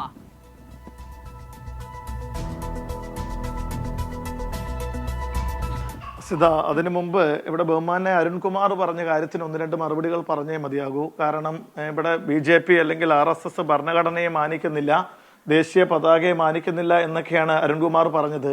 അരുൺകുമാറിനോട് വളരെ വിനയത്തോടുകൂടെ പറയട്ടെ, ഇന്ത്യയുടെ കോൺസ്റ്റിറ്റ്യൂഷൻ വന്നു കഴിഞ്ഞപ്പോൾ അത് ടാറ്റ ബിർള കോൺസ്റ്റിറ്റ്യൂഷൻ എന്ന് പറഞ്ഞൊരു പാർട്ടിയാണ് നിങ്ങളുടെ പാർട്ടി. രണ്ടാമത്, ഇന്ത്യയെ 17 കഷ്ണങ്ങളാക്കണമെന്ന് പറഞ്ഞ ഒരു പോളിറ്റ് ബ്യൂറോ നിങ്ങൾക്കുണ്ടായിരുന്നു. മൂന്നാമത്, മറ്റൊരു കാര്യം, ഈ അടുത്ത കാലത്ത് വരെ ഇന്ത്യയുടെ ഒരു സ്വാതന്ത്ര്യ ദിനത്തിലും നിങ്ങളുടെ ഒരു പാർട്ടി ഓഫീസിലും ദേശീയ പതാക പോലും ഉയർത്തിയിട്ടില്ല എന്ന് സഖാവ് അരുൺകുമാർ വളരെ വിനയത്തോടുകൂടെ കേട്ടേ മതിയാകൂ. കാരണം നിങ്ങൾ ഞങ്ങളെ ഭരണഘടനയെ കുറിച്ച് പഠിപ്പിക്കാൻ ദയവ് ചെയ്ത് വരരുത്. ദേശീയ പതാക വരുന്ന സമയത്ത് തന്നെ അംഗീകരിച്ചിരുന്നോ RSS? അതും കൂടി ഒന്ന് പറയുമോ? നോക്കൂ, ഞാനൊരു ഒറ്റ കാര്യം പറയാം. ഇന്ത്യയുടെ സ്വാതന്ത്ര്യം കിട്ടിയതിന് ശേഷം ഇന്ത്യയുടെ ദേശീയ പതാകയെ അല്ലെങ്കിൽ അംഗീകരിച്ച് ഇന്ത്യയുടെ ദേശീയ പതാകയെ ഒരു നിമിഷം പോലും RSSോ BJPയോ തള്ളി പറഞ്ഞിട്ടില്ല എന്ന് 100% ഉറപ്പോടെ എനിക്ക് പറയാൻ കഴിയും. ഇനി ഞാനൊരു കാര്യം പറയട്ടെ, ചരിത്രം അതല്ലല്ലോ നമ്മുടെ മുന്നിൽ കാണിക്കുന്ന വസ്തുത. ഈ പറയുന്ന ത്രിവർണ്ണ നിറത്തിലുള്ള പതാകയ്ക്കെതിരായിരുന്നല്ലോ RSS ജോമോൻ ചക്കാലക്കൽ. എത്ര കാലം അതിനെ അംഗീകരിച്ചിട്ടില്ലായിരുന്നു? നോക്കൂ, നിങ്ങൾ ഈ കാവിക്കൊടി എന്ന് പറഞ്ഞ ഇന്ത്യയുടെ ഒരു സംസ്കാരവും പൈതൃകവും ഒക്കെ ഉണ്ട്. സന്യാസി ഒരു സംസ്കാരമായിരുന്നു ഇന്ത്യക്ക്.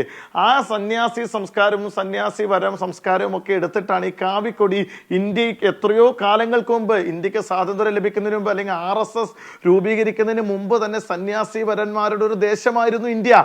ആ കാലഘട്ടം മുതലേ കാവിക്കൊടി ഇന്ത്യയുടെ ഒരു ഭാഗമായിരുന്നു. ഇതൊന്നും ഇല്ല എന്ന് പറയാൻ കഴിയില്ല. ഇതൊക്കെ ചരിത്രപരമായ കാര്യങ്ങളാണ് അസിത. വെറുതെ കാവിക്കൊടിയിലൊന്നും പിടിച്ച് നമ്മൾ സമയം കളയരുത്. ഞാൻ ഈ വിഷയത്തിലേക്ക് തന്നെ ഒന്ന് രണ്ട് കാര്യങ്ങൾ ഇപ്പൊ മറന്നു പോകും, എല്ലാം നോട്ട് ചെയ്ത് വെക്കാൻ പറ്റില്ലല്ലോ. ഇവിടെ അരുൺകുമാർ ഒരു കാര്യം പറഞ്ഞു, കൃത്യമായിട്ട് അരുൺകുമാർ പ്രേക്ഷകരെ തെറ്റിദ്ധരിപ്പിക്കുന്ന ഒരു കാര്യം പറഞ്ഞു. ആ പരിപാടിയുടെ ഒരു ഗസ്റ്റ് ആയിരുന്നു ആരെന്ന്? നമ്മുടെ വിദ്യാഭ്യാസ മന്ത്രി. വാസ്തവത്തിൽ അത് തെറ്റാണ്. ആ പരിപാടിയുടെ അധ്യക്ഷനായിരുന്നു നമ്മുടെ വിദ്യാഭ്യാസ മന്ത്രി. അദ്ദേഹത്തിന് അറിയാമായിരുന്നു കൃത്യമായി അവിടെ അന്ന് ഭാരതാംബയുടെ ചിത്രം വെക്കുമെന്നും ഇത് സംസ്ഥാന സർക്കാർ നേരിട്ട് നടത്തുന്ന ഒരു പരിപാടി അല്ല എന്നും അദ്ദേഹത്തിന് അറിയാമായിരുന്നു. കൃത്യമായി എഴുതി തയ്യാറാക്കി, ഞാൻ ആദ്യം പറഞ്ഞാൽ അദ്ദേഹത്തെ പരിഹസിക്കാൻ വേണ്ടി പറയുന്നതല്ല, കൃത്യമായിട്ട് ഒരു നല്ല ബൈറ്റ് പോലും പത്രപ്രവർത്തകരോട് വിക്കലില്ലാതെ പറയാൻ കഴിയുന്ന ഒരു നേതാവല്ല അദ്ദേഹം ഇപ്പോൾ. ഒരു കാലത്തായിരുന്നു കാണും, മനുഷ്യനാണ്, സാഹചര്യവശാൽ അദ്ദേഹത്തിന്റെ പ്രായാധിക്യം കൊണ്ടായിരിക്കാം അങ്ങനെ പോലും പറയാൻ കഴിയാത്തൊരു വ്യക്തി. ആ വ്യക്തി വളരെ കൃത്യതയോടുകൂടി ഈ എഴുതി കൊണ്ടുവന്നിരുന്ന കാര്യങ്ങൾ വളരെ ഭംഗിയായിട്ട് തന്നെ അദ്ദേഹം അവിടെ വായിച്ച് പിന്നീട് പത്രപ്രവർത്തകർ ചോദിച്ചാൽ എങ്ങനെ ബൈറ്റ് കൊടുക്കണമെന്ന് പോലും പഠിച്ചു വെച്ച് വളരെ പ്രീ പ്ലാനഡ് ആയിട്ട് നടത്തിയ ഒരു ഡ്രാമ ആക്ഷൻ പദ്ധതിയായിരുന്നു നമ്മളവിടെ കണ്ടത്. അതുകൊണ്ട് തന്നെയാണ് ഞാൻ പറഞ്ഞത്, ഇതൊരു കൃത്യമായി നിലമ്പൂരിലെ കുറച്ച് ന്യൂനപക്ഷങ്ങളെ എങ്ങനെയെങ്കിലും ഈ പേരിൽ കുറച്ച് വോട്ട് വാങ്ങാമെന്ന് കരുതി നിങ്ങൾ ചെയ്ത ഒരു വലിയ നാടകം. ഇന്നലെ രാവിലെ തന്നെ നോക്കി ചെയ്തൊരു വലിയ നാടകം. ആധാരമായ സംഭവത്തെ കുറിച്ചാണ് ജോമോൻ ചക്കാലക്കൽ. ഇപ്പോൾ അത് ഔദ്യോഗിക പരിപാടിയായിരുന്നോ, അത് സർക്കാർ നടത്തിയ പരിപാടിയായിരുന്നോ? ഒരു മിനിറ്റ്, അത് രാജ്ഭവനിൽ നടന്ന പരിപാടിയായിരുന്നല്ലോ. രാജ്ഭവൻ എന്നത് ഭരണഘടനാ സ്ഥാപനമാണല്ലോ. അങ്ങനെ ഒരു ഭരണഘടനാ സ്ഥാപനത്തിൽ പ്രദർശിപ്പിക്കപ്പെടുന്ന ഒരു ചിത്രം, ആ ചിത്രത്തിന് ഈ നാടിനോട്, ഈ നാടിന്റെ ഭരണഘടന അനുസൃതമായ ഒന്നായിരിക്കണമല്ലോ. അതല്ലാത്ത ഏതെങ്കിലും ഒരു വിഭാഗത്തിന്റെ വികാരത്തെ പ്രതിനിധീകരിക്കുന്ന, ഇപ്പോൾ താങ്കൾ പറയുന്നു കാവിക്കൊടി, അതിന് മഹത്തായ പാരമ്പര്യമുണ്ട് എന്ന് പറയുന്നു, അത് RSSന്റെ കൂടി കൊടിയാണല്ലോ. അപ്പോൾ അങ്ങനെ ഒരു കൊടി പിടിച്ച ഭാരതാംബ എന്ന് മുതലാണ് നമ്മൾ കണ്ടു തുടങ്ങിയത്. ശ്രീ ജോമോൻ ചക്കാലക്കൽ, ദേശീയബോധത്തിന്റെ അടിസ്ഥാനത്തിൽ രൂപപ്പെട്ടു വന്ന ഭാരതാംബയുടെ കയ്യിൽ കാവിക്കൊടിയും തൃശൂരവും ഒന്നും ഉണ്ടായിരുന്നില്ല. ജോമോൻ ചക്കാലക്കൽ, അല്ല, ഞാനൊരു കാര്യം ആദ്യമേ പറയട്ടെ. അദ്ദേഹം ഇപ്പൊ ഈ ഭാരതാംബ, ഒന്നാമത് ഗവർണറുടെ വസതി എന്ന് പറയുന്നത് ഔദ്യോഗിക വസതി എന്ന് നമുക്ക് കൃത്യമായി പറയാൻ കഴിയുകയില്ല. ഔദ്യോഗിക, ഇപ്പൊ ഞാൻ ചോദിക്കട്ടെ, രാഷ്ട്രപതി ഭവനിൽ നിങ്ങൾ എവിടെയെങ്കിലും ഭാരതാംബയുടെ ചിത്രം കണ്ടിട്ടുണ്ടോ? RSSന്റെ എത്രയോ നേതാക്കൾ രാഷ്ട്രപതി ആയിട്ടില്ലേ? ഇപ്പൊ മുൻ രാഷ്ട്രപതി രാംനാഥ് കോവിന്ദ് ആരായിരുന്നു? RSSകാരനായിരുന്നു. അദ്ദേഹം ഭാരതാംബയുടെ ചിത്രം അവിടെ വെച്ചിട്ടുണ്ടോ? ഇല്ലെങ്കിൽ ഇപ്പോഴത്തെ RSS തന്നെ കൊണ്ടുവന്ന് വെച്ചിരിക്കുന്ന ഇന്ത്യയുടെ നിലവിലെ പ്രസിഡന്റ്, ഇന്ത്യൻ ഇന്ത്യൻ രാഷ്ട്രപതി അവിടെ ഭാരതാംബയുടെ ചിത്രം വെച്ചിട്ടുണ്ടോ? കാരണം അത് ഔദ്യോഗികമായ സ്ഥലങ്ങളാണ്. അതുപോലെ തന്നെ പ്രധാനമന്ത്രിയുടെ വസതിയിലോ പ്രധാനമന്ത്രിയുടെ ഓഫീസിലോ എവിടെയെങ്കിലും നിങ്ങൾക്ക് ഭാരതാംബയുടെ ചിത്രം കാണിച്ചു തരാൻ പറ്റുമോ? ഇല്ല. പക്ഷെ ഗവർണറുടെ വസതിയെ ഔദ്യോഗിക വസതി എന്ന് കൃത്യമായി നമുക്ക് പറയാൻ കഴിയുകയില്ല. ഒന്നാമത്. രണ്ടാമതൊരു കാര്യം, അദ്ദേഹം ഇതിന്റെ മുമ്പിൽ ആരെയും നിർബന്ധിച്ച് പൂജിക്കാൻ പറയുന്നില്ല. അതിനെ പൂജിക്കാൻ സൗകര്യമുള്ള ആരെങ്കിലും ഉണ്ടെങ്കിൽ അവിടെ അതിന്റെ മുമ്പിൽ വണങ്ങുന്നുകൊണ്ട് കുഴപ്പമില്ല. അവിടെ ശിവൻകുട്ടിയോട് അദ്ദേഹം നിർബന്ധിച്ച് പറഞ്ഞോ? ഇല്ലല്ലോ. ഈ വന്ന വിദ്യാഭ്യാസ മന്ത്രിയോട് അങ്ങനെ ഒരു ചിത്രത്തിന് മുന്നിൽ വണങ്ങുന്നത് കൊണ്ട് എന്തുകൊണ്ട് കുഴപ്പമില്ല? അല്ല, കുഴപ്പമില്ല എന്നല്ല. അവിടെ വേണമെങ്കിൽ അതിനെ ബഹുമാനിക്കുന്ന ആരെങ്കിലും ഉണ്ടെങ്കിൽ, ഇപ്പൊ ആർലേക്കറെ പോലെ അതിനെ ബഹുമാനിക്കുന്ന ആളുകൾ ഉണ്ടെങ്കിൽ അതിന്റെ മുമ്പിൽ വണങ്ങിയാൽ മതി. അതൊരു നിർബന്ധമായിട്ട് ആർലേക്കർ പറയുകയാണ്, വിദ്യാഭ്യാസ മന്ത്രി. അതിനെ ഒന്ന് അല്ല, ഞാൻ ചോദിക്കട്ടെ, ലോകത്ത് നമുക്ക് എന്തൊക്കെ വിശ്വാസങ്ങളുണ്ട്? ഇവിടെ കല്ലിനെ ബഹുമാനിക്കുന്നു, ഇവിടെ മരത്തെ ബഹുമാനിക്കുന്നു, ഇവിടെ മരത്തെ വിശ്വസിക്കുന്നു, കല്ലിനെ വിശ്വസിക്കുന്നു. ആളുകൾ എന്തൊക്കെ മതഗ്രന്ഥങ്ങൾ വിശ്വസിക്കുന്നു. ഇവിടെ 33 കോടി ദൈവങ്ങളുള്ള ഒരു നാട്ടിൽ ഇവിടെ അങ്ങനെ പല വിശ്വാസങ്ങളും ഉണ്ടെന്നേ, പല ആചാരങ്ങളും ഉണ്ടെന്നേ. ഇന്ത്യയിലൊന്നും ഇത് ഒരു ദിവസം കൊണ്ടൊന്നും എടുത്തു കളയാൻ കഴിയുകയില്ല. ഇപ്പൊ ഞാൻ ചോദിക്കട്ടെ, നാളെ ഞാൻ ഒരു ഹൈപ്പോത്തറ്റിക്കൽ എക്സാമ്പിൾ ആണ്, ഞാനൊരു കാര്യം പറയാം. ഇല്ല, ഞാനൊരു അദ്ദേഹം വഹിക്കുന്നത് ഭരണഘടനാ പദവിയാണെന്നുള്ള ബോധ്യം രാജ്ഭവൻ ചക്കാലയ്ക്കുണ്ടോ? ക്രൈസ്തവനാണല്ലോ. നിൽക്കൂ അസിത, ഞാനൊരു കാര്യം പറയാം. ഞാൻ ഒറ്റ കാര്യം പറയട്ടെ. ഞാനൊരു ക്രൈസ്തവനാണല്ലോ. ഞാൻ പറയും, ഇപ്പൊ നാളെ ഹൈപ്പോത്തറ്റിക്കൽ എക്സാമ്പിൾ ആണ്, നാളെ ഞാൻ ഗവർണറായി എന്ന് കരുതൂ. ഞാൻ ഒരു പക്ഷേ അവിടെ എൻ്റെ ഔദ്യോഗിക വസതിയിൽ ഞാൻ വിശ്വസിക്കുന്ന ദൈവത്തിന്റെ ഗ്രന്ഥമായ ബൈബിൾ ഒരു പക്ഷെ ഞാൻ എൻ്റെ പരിപാടികളുടെ മുൻപിൽ ചിലപ്പോൾ കൊണ്ടുവന്ന് വെച്ചേക്കാം. അത് വരുന്ന ആളുകൾ ആരെയും ഞാൻ അതിന് വിശ്വസിക്കണമെന്നോ ഈ ദൈവം മാത്രമാണ് സത്യമെന്നോ എന്നൊന്നും ഞാൻ അവരോട് ബലപ്രയോഗം നടത്തി പറയാനോ, നിങ്ങൾ വരുന്ന ആളുകൾ മുഴുവൻ ഈ ബൈബിളിനെ വണങ്ങണമെന്ന് പറയാനോ ഞാൻ തയ്യാറാവുന്നില്ല. ഞാൻ എന്റെ വിശ്വാസത്തെ മുറുകെ പിടിച്ചുകൊണ്ട് എനിക്ക് ലഭിക്കുന്ന ഔദ്യോഗിക വസതിയിൽ ഞാൻ ബൈബിൾ കൊണ്ട് വെച്ചേക്കാം.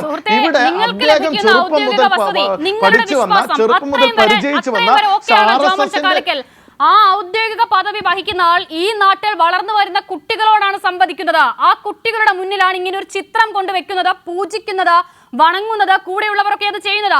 ആ കുട്ടികൾ അത് ആരാണ് എന്നുള്ളതാണ് കരുതേണ്ടത്. അവിടെയാണ് ജോമോൻ ചക്കാലക്കൽ എന്റെ ചോദ്യം. താങ്കൾ പറഞ്ഞതുപോലെ വിഘടിച്ചു നിന്ന നാനാതരം ആളുകളെ ചേർത്ത് നിർത്താൻ വേണ്ടി ദേശീയ പ്രസ്ഥാനത്തിന്റെ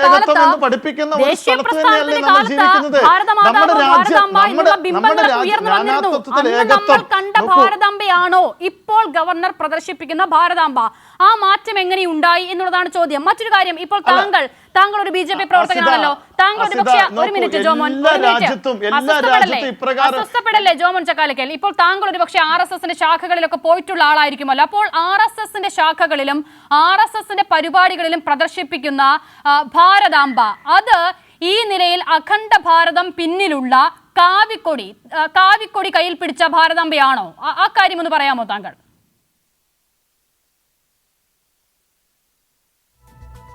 അല്ല, ഞാൻ പറഞ്ഞില്ലേ, ഇതിൽ ഒരു പക്ഷെ വ്യത്യസ്ത അഭിപ്രായങ്ങളുള്ള ആളുകൾ ഉണ്ടായിരിക്കാം. പക്ഷെ ഞാൻ നിങ്ങളോട് ഇപ്പോഴും പറഞ്ഞല്ലോ, ഇവിടെ രാജേന്ദർ ആർലേക്കർ എന്ന് പറയുന്ന വ്യക്തി ചെറുപ്രായം മുതൽ RSSന്റെ ശാഖകളിലൂടെ വളർന്നു വന്ന് അതിലൂടെ പരിചയിച്ചു വന്നൊരു വ്യക്തി. അദ്ദേഹത്തിന്റെ ജീവിതത്തിലെ ആദ്യവും അവസാനവും RSSന്റെ ഓരോ മൂല്യങ്ങളും ഉയർത്തിപ്പിടിക്കുന്ന ഒരു വ്യക്തിയാകയാൽ ആ വ്യക്തിക്ക് ഈ ഭാരതാംബയുടെ ചിത്രം അദ്ദേഹത്തിന് ദൈവതുല്യമാണ്.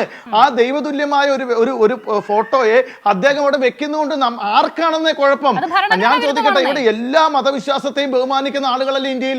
ആരുടെയെങ്കിലും എങ്ങനെ പറഞ്ഞ അങ്ങനെയാണെങ്കിൽ ഇന്ത്യയിൽ എല്ലാ ഭരണഘടന ഇവിടെ വഴിയരികിലുള്ള സകല ദേവാലയങ്ങളും പൊളിച്ചു കളയുന്നു.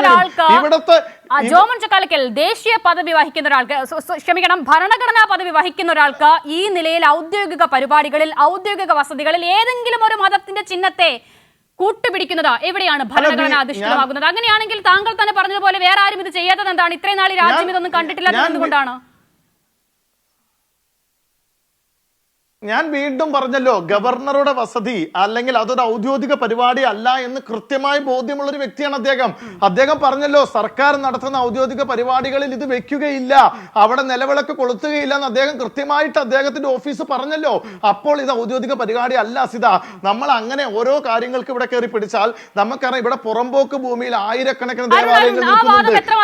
ഇവിടുത്തെ പ്രബല 3 വിഭാഗങ്ങളുടെയും, ക്രൈസ്തവനാകട്ടെ, ഹൈന്ദവനാകട്ടെ, ഇവിടുത്തെ മുസ്ലിം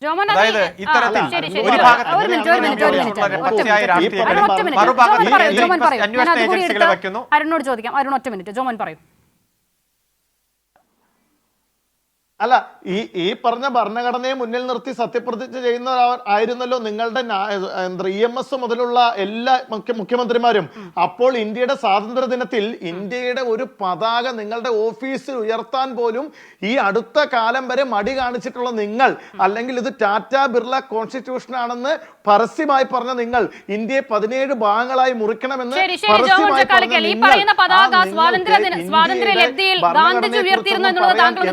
പറഞ്ഞ നിങ്ങൾ, അങ്ങനെ ഉയർത്താതിരിക്കാനും ചില ചരിത്രപരമായ കാരണങ്ങളുണ്ട് ജോമോൻ ചക്കാലക്കൽ. അതൊന്നും ഈ നാടിനെതിരായിരുന്നില്ല. അഡ്വക്കേറ്റ് കെ സരൺകുമാർ പൂർത്തീകരിക്കൂ. അല്ല അങ്ങനെയാണെങ്കിൽ അങ്ങനെയാണെങ്കിൽ ഇവിടെ ഇതിലെല്ലാം ഇപ്പോ മറുവാദങ്ങളുണ്ടല്ലോ. ഓർഗനൈസർ എന്ന് പറഞ്ഞാൽ RSS ന്റെ മുഖപത്രമാണല്ലോ. ഞാൻ എല്ലാ ജനങ്ങളും അല്ല, മറുവാദം താങ്കൾ പറഞ്ഞോളൂ. അരുൺ പൂർത്തിയാക്കൂ. അരുൺ, ഇല്ലെങ്കിൽ അതൊരു മിസ്റ്റർ ജോമോൻ, ഇവിടെ ഞാൻ ഉദ്ധരിച്ചു പറഞ്ഞ വാചകങ്ങൾ നിങ്ങളുടെ മുഖപത്രമായ ഓർഗനൈസറിലെ വാചകങ്ങളാണ്. സ്വാതന്ത്ര്യം കിട്ടിയ ദിവസം എന്തായിരുന്നു ഓർഗനൈസറുടെ മുഖപ്രസംഗം? എന്റെ എഡിറ്റോറിയൽ അല്ലേ? അതിന് ദിവസങ്ങൾക്ക് മുമ്പ് 1947 ജൂലൈ 17 എന്തായിരുന്നു എഡിറ്റോറിയൽ? അതിനുശേഷം ഭരണഘടനയെ അംഗീകരിച്ച ദിവസം എന്താണ് എഡിറ്റോറിയൽ? അത് നിങ്ങളുടെ മുഖപത്രത്തിൽ നിന്നാണ് ഞാൻ വായിക്കുന്നത്. അത് പറയുമ്പോൾ ഏതെങ്കിലും തരത്തിൽ വാദം ചെയ്യിക്കാൻ വേണ്ടി നുണ പറയുന്നതല്ലോ. ഇത് തന്നെയാണ് അന്നും ഇന്നും RSSന്റെ സങ്കല്പം. ഹിന്ദുത്വ അജണ്ടയോടുകൂടി നിങ്ങളുടെ ആഭ്യന്തര ശത്രുക്കളെ മുഴുവൻ നിഗ്രഹിച്ച് നിങ്ങൾ സ്വപ്നം കാണുന്ന ആ ലോകം, ആ രാജ്യം സൃഷ്ടിച്ചു കഴിഞ്ഞാൽ എന്തൊക്കെയാണോ ചെയ്യാൻ പോകുന്നത് അത് പടിപടിയായിട്ട് ചെയ്യാൻ വേണ്ടിയിട്ടാണ് ഇപ്പോൾ ഇത്തരത്തിലുള്ള ഗവർണർമാരെ നിയോഗിച്ചിരിക്കുന്നത്.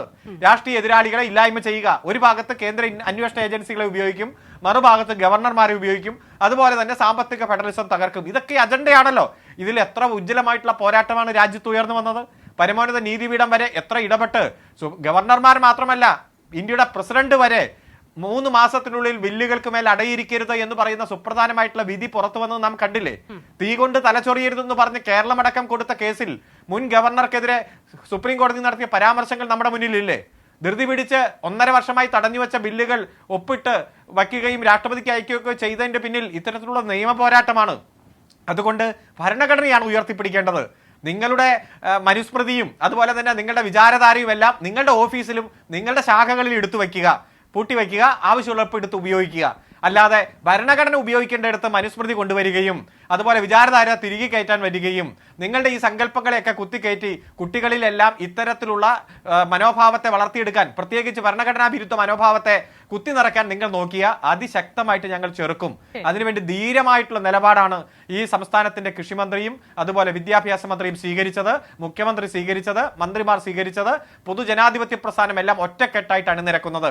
അതുകൊണ്ട് നിങ്ങൾ എത്ര നുണ പ്രചരിപ്പിച്ചാലും ഞങ്ങൾ അതിനെ അതിശക്തമായിട്ട് ചെറുക്കും. ഭരണഘടന ഉയർത്തിപ്പിടിക്കും, ദേശീയ പതാക ഉയർത്തിപ്പിടിക്കും. അതുപോലെ ഭരണഘടനയുടെ അന്തസ്സത്തെ ജനങ്ങൾക്ക് മുന്നിൽ ഏറ്റവും ഗംഭീരമായി ഞങ്ങൾ ക്യാമ്പയിൻ ചെയ്യുക. ഞാൻ വരാം ജോമോൻ, അല്പസമയം ഞാൻ വരാം ജോമോൻ. പ്രൊഫസർ റോണി കെ ബേബി, നോക്കൂ, ഇവിടെ രാഷ്ട്ര ദേശീയതയ്ക്ക് മുകളിൽ സാംസ്കാരിക ദേശീയതയെ ഉയർത്തിപ്പിടിക്കുന്ന, സാംസ്കാരിക ദേശീയതയെ കുറിച്ച് സംസാരിക്കുന്നവർ മാത്രമാണ് യഥാർത്ഥ ദേശീയവാദികൾ എന്നൊരു വ്യാജ നിർമ്മിതി ഉണ്ടാക്കുന്ന ഒരു കാലത്തിലൂടെയാണ് നമ്മൾ പോകുന്നത്. ഇവിടെ ഇപ്പോൾ ജോമോൻ ചക്കാലക്കൽ എത്ര നിഷ്കളങ്കമായാണ് അവസാന ഭാഗങ്ങളിൽ പറയുന്നത്. നാളെ മറ്റൊരാൾ ഗവർണറായി വരികയാണെങ്കിൽ അദ്ദേഹത്തിന് അവിടെ ബൈബിളോ ഖുറാനോ ഭഗവത്ഗീതയോ ഒക്കെ കൊണ്ടുവെക്കാമത്രേ. അപ്പോൾ അങ്ങനെ വിശ്വാസത്തിനനുസൃതമായി പ്രവർത്തിക്കേണ്ട ഇടങ്ങളാണോ നമ്മുടെ ഭരണഘടനാ സ്ഥാപനങ്ങൾ? എനിക്ക് ശ്രീ ജോമോൻ ചക്കാലക്കലോട് ഒരു കാര്യത്തിൽ എനിക്ക് മറുപടി പറയേണ്ടതുണ്ട്. ഞാൻ ആ മറുപടി പറയുന്നില്ല എങ്കിൽ ഞാൻ ഈ രാജ്യത്തോടും ഈ രാജ്യത്തെ ജനതയോടും കാണിക്കുന്ന വഞ്ചനയായിരിക്കും. അദ്ദേഹം വലിയ ആവേശത്തോടെ ഇന്ത്യയുടെ ദേശീയ പതാകയെ കുറിച്ച് ഇവിടെ പറയുന്നത് കേട്ടു. RSS എന്ന് തൊട്ട അവരുടെ നാഗ്പൂരിലെ കേന്ദ്ര കാര്യാലയത്തിലെ ദേശീയ പതാക ഉയർത്തി തുടങ്ങിയത് 1991 രാഷ്ട്രീയ അപ്നാ ദൾ, രാജ്യസ്നേഹി അപ്നാ ദൾ എന്ന സംഘടനയിലെ 4 ചെറുപ്പക്കാർ ബലമായി RSSന്റെ കാര്യാലയത്തിന്റെ അകത്ത് മതിൽ കടന്ന് ചാടിക്കേറി സ്വാതന്ത്ര്യ ദിനത്തിൽ അവിടെ ദേശീയ പതാക ഉയർത്തി. അന്നാണ് ഈ രാജ്യം തിരിച്ചറിഞ്ഞത് 1991 വരെ RSS അവിടെ ദേശീയ പതാക ഉയർത്തിയിട്ടില്ല. അവരെ അറസ്റ്റ് ചെയ്ത് നാഗ്പൂർ കോടതിയിൽ ഹാജരാക്കിയപ്പോൾ അവർ പറഞ്ഞത് RSSന്റെ ഈ കാപട്യം ഈ രാജ്യത്തെ ജനങ്ങളുടെ മുമ്പിൽ തുറന്നു കാണിക്കാൻ വേണ്ടിയാണ് ഞങ്ങൾ ബലമായി അവിടെ കയറി ദേശീയ പതാക ഉയർത്തിയത്. അതാണ് RSSന്റെ ഈ ദേശീയ പതാകയുടെ സ്നേഹം. പിന്നെ ഇവിടെ ജോമോൻ പറഞ്ഞു അഖണ്ഡ ഭാരതത്തെ കുറിച്ച്. ഈ രാജ്യത്തെ 2ആയി മുറിക്കുവാൻ ചിന്നയുടെ മുസ്ലിം ലീഗ് പറയുന്നതിന് മുമ്പ് പറഞ്ഞ പാർട്ടിയാണ്, സംഘടനയാണ് ഹിന്ദു മഹാസഭ. ഞാൻ പറയാം, 1941 ഓഗസ്റ്റ് 15 അന്ന് നാഗ്പൂരിൽ വെച്ച് സവർക്കർ പറയുക I have no quarrel with Mr. Jinnah's two-nation theory. We Hindus are a nation by ourselves, and it is a historical fact that Hindus and Muslims are two nations. ഇവിടെ മുഹമ്മദ് അലി ജിന്ന രണ്ട് രാജ്യത്തെ കുറിച്ച് പറയുന്നതിന് മുമ്പ് ഇവിടെ ഹിന്ദുക്കളും മുസ്ലിങ്ങളും രണ്ട് രാജ്യമാകണമെന്ന് പറഞ്ഞ ആളുടെ പേരാണ് ഹിന്ദു മഹാസഭയുടെ നേതാവ്, നിങ്ങളുടെ നേതാവ് P D Savarkar. Quit India സമരം നടക്കുമ്പോൾ സിന്ധ് നിയമസഭയിൽ ഹിന്ദു മഹാസഭയും മുസ്ലിം ലീഗും ചേർന്ന് സഖ്യകക്ഷി ഗവൺമെന്റ് ഉണ്ടായപ്പോൾ ആ നിയമസഭയിൽ മുസ്ലിം ലീഗ് ടു നേഷൻ തിയറിക്ക് വേണ്ടി പ്രമേയം പാസ്സാക്കിയപ്പോൾ അതിനെ കൈയടിച്ച് പാസ്സാക്കിയവരാണ് ഹിന്ദു മഹാസഭ. എന്നിട്ട് നിങ്ങൾ പറയുന്നു അഖണ്ഡ ഭാരതം, ഈ രാജ്യം ഈ പറയുന്ന ഇന്ത്യ പാകിസ്ഥാനും എല്ലാം കൂടെ ചേർന്ന് ഒറ്റ ഭാരതമാകണം. രാജേന്ദ്ര അർണേക്കർക്ക് RSSന്റെ കൊടി പിടിച്ച് സ്ത്രീയെ വെക്കണമെങ്കിൽ അറിയാതെ സ്വകാര്യ ബെഡ്റൂമിലോ ബാത്റൂമിലോ കൊണ്ടു വെക്കാം. അല്ലാതെ പബ്ലിക് ആയിട്ട് ഫംഗ്ഷൻ നടക്കുന്ന പൊതു ചടങ്ങിൽ ആളുകൾ വരുന്ന ഒരു ചടങ്ങിൽ എന്ന് പറഞ്ഞല്ലോ ബൈബിളിന്റെ കാര്യം. അങ്ങ് ഗവർണറാകുമ്പോൾ ബൈബിൾ വായിക്കാം. എവിടെ ഇരുന്ന്? അങ്ങയുടെ സ്വകാര്യ മുറിയിലിരുന്ന് വിശ്വാസത്തിന്റെ അടിസ്ഥാനത്തിൽ ബൈബിൾ വായിക്കാം. പൊതു ചടങ്ങിൽ ആളുകൾ കൂടുന്ന ചടങ്ങിൽ അല്ലെങ്കിൽ ഈ പറയുന്ന രാജ്ഭവന്റെ ഒരു പൊതുവേദിയിൽ നിന്നുകൊണ്ടല്ല നിങ്ങൾ കൊണ്ടൊന്ന് ബൈബിളിനെ ബഹുമാനിക്കേണ്ടത്. അപ്പോൾ വളരെ വ്യക്തമായി ഇതിനെ ചെറുത്ത് തോൽപ്പിക്കണം. ഇവരുടെ കാപട്ടികൾ ഇവര് ഇഞ്ചിഞ്ചായി ഈ കൊത്തി മുറത്ത് കയറി കൊത്തിയെന്ന അവസ്ഥയിലേക്ക് ഇവിടെ അദ്ദേഹം തന്നെ പറഞ്ഞു RSS കണ്ടു എന്ന് വെച്ച രാഷ്ട്രപതി അതന്നെ ഞങ്ങളോട് പറഞ്ഞുകൊണ്ടിരിക്കുന്നത്, അതന്നെ രാജ്യം പറഞ്ഞുകൊണ്ടിരിക്കുന്നത്.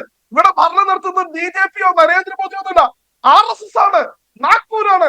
അവരുടെ ഏറ്റവും ആ വൃത്തികെട്ട പ്രത്യയശാസ്ത്രമാണ് ഈ രാജ്യത്തെ ജനങ്ങളെ തമ്മിൽ തകർക്കുന്നതിന് വേണ്ടി PD സവർക്കറുടെയും ഗോൾവാൾക്കറുടെയും ഒക്കെ ഏറ്റവും അപകടകരമായിട്ടുള്ള സിദ്ധാന്തങ്ങൾ രാജ്യത്ത് നടപ്പാക്കാൻ വേണ്ടിയിട്ട് ഞങ്ങൾക്ക് ഇവിടെയുള്ളൊരു വിയോജിപ്പ് ചെയ്ത് ഇവിടെ പറഞ്ഞ ജോബാൻ തന്നെ പറഞ്ഞു സ്വകാര്യ ചടങ്ങായിരുന്നു. ഞാൻ ചോദിക്കട്ടെ, സ്വകാര്യ ചടങ്ങായിരുന്നു നിങ്ങൾ എന്തിനാണ് വിദ്യാഭ്യാസ മന്ത്രി അധ്യക്ഷനാക്കിയത്? അവിടെയാണ് ഞങ്ങൾക്ക് സംസ്ഥാന സർക്കാരിനുള്ള വിയോജിപ്പ്. മന്ത്രി അവിടെ പോകാൻ പാടില്ലായിരുന്നു. ഈ ഭാഷയിലല്ല ഈ രാജേന്ദ്ര അർലേക്കറോട് പ്രതികരിക്കേണ്ടത്. അദ്ദേഹത്തെ ആ രാജ്ഭവനിൽ നിന്ന് വലിച്ചടിച്ച് തെളിച്ച് ആ രാജ്ഭവൻ അടിച്ചു നോക്കണം. അതിനോട് തന്നെ നിങ്ങൾ ഈ പറഞ്ഞ തെലങ്കാനയിൽ എന്താ അവിടെ സ്വാതന്ത്ര്യ ദിനത്തിൽ ദേശീയ പതാക ഉയർത്താൻ വേണ്ടി അവിടുത്തെ ഗവർണറെ ഇത് മുഖ്യമന്ത്രി വിളിച്ചില്ല. ആദ്യമായി ചരിത്രത്തിൽ ആദ്യമായിട്ടാണ് രാജ്ഭവനിൽ ഇരുന്നുകൊണ്ട് ദേശീയ പതാക ഉയർത്തേണ്ട ഗവർണർക്ക്. അങ്ങനെ ഉറച്ച നിലപാടുകൾ സ്വീകരിച്ച സംസ്ഥാന സർക്കാരുകൾ ഇന്ത്യയിലുണ്ട്. ഞങ്ങൾ പ്രതീക്ഷിക്കുന്നത് അങ്ങനെ ഒരു സർക്കാരിനെ, അങ്ങനെ നാളെ ഈ പിണറായി വിജയൻ സർക്കാർ അങ്ങനെ നിലപാടെടുത്താൽ ഞങ്ങൾ അതിനെ അതിശക്തമായി ഞങ്ങൾ പിന്തുണയ്ക്കും. പക്ഷെ ഞങ്ങൾ ഇപ്പോഴും ഞങ്ങൾക്ക് ഇതിന്റെ അകത്ത് ഒരു വ്യക്തതയില്ല. ഈ CPM-ഉം ഈ പറയുന്ന അല്ലെങ്കിൽ ഗവർണറുമായി നടക്കുന്ന പോര് അത് അതിന്റെ അകത്തുള്ള കാരണം CPM-യുടെ സംസ്ഥാന സെക്രട്ടറി ഉൾപ്പെടെ വന്ന പരാമർശങ്ങൾ ഞങ്ങൾ സംശയത്തോടെയാണ് ഇത് നോക്കിക്കാണുന്നത് പ്രേരിപ്പിക്കുന്നത്. ശരി, ജോമോൻ ചക്കാലക്കൽ, ചർച്ചയുടെ അവസാന ഭാഗത്തേക്ക് എത്തുമ്പോഴെങ്കിലും താങ്കൾക്ക് മനസ്സിലാകുന്നുണ്ടോ വിദ്യാഭ്യാസ മന്ത്രിയും സംസ്ഥാനവും ഒക്കെ ഉയർത്തുന്ന പ്രതിഷേധം അത് ഭാരതാംബ എന്ന സങ്കല്പത്തിനെതിരല്ല, മറിച്ച് RSS വൽക്കരിക്കപ്പെട്ട ഭാരതാംബയെ, കാവിക്കൊടി ഏന്തിയ ഒരു വനിതയെ ഭരണഘടനാ സ്ഥാപനത്തിൽ പ്രതിഷ്ഠിച്ചതിന് എതിരായ പ്രതിഷേധമാണ് എന്ന് താങ്കൾക്ക് മനസ്സിലാകുന്നുണ്ടോ? ഇവിടെ കിരൺ ചന്ദ്ര ബാനർജിയും അവനീന്ദ്രനാഥ ടാഗോറും അങ്ങനെ ഒരുപാട് ആളുകൾ ദേശീയ പ്രസ്ഥാനത്തിന്റെ കാലത്ത് മുന്നോട്ട് വെച്ച ഒരുമയുടെ ഐക്യമായ ഭാരതമാതാവിനെ നമ്മൾ കണ്ടിട്ടുണ്ട്. കാവിക്കൊടി കയ്യിൽ പിടിച്ച ഭാരത മാതാവ് എന്ന സങ്കല്പത്തിലേക്ക് എപ്പോൾ മുതലാണ് ഇത് മാറിയത് എന്നുള്ളത് താങ്കൾക്ക് അറിയാമോ?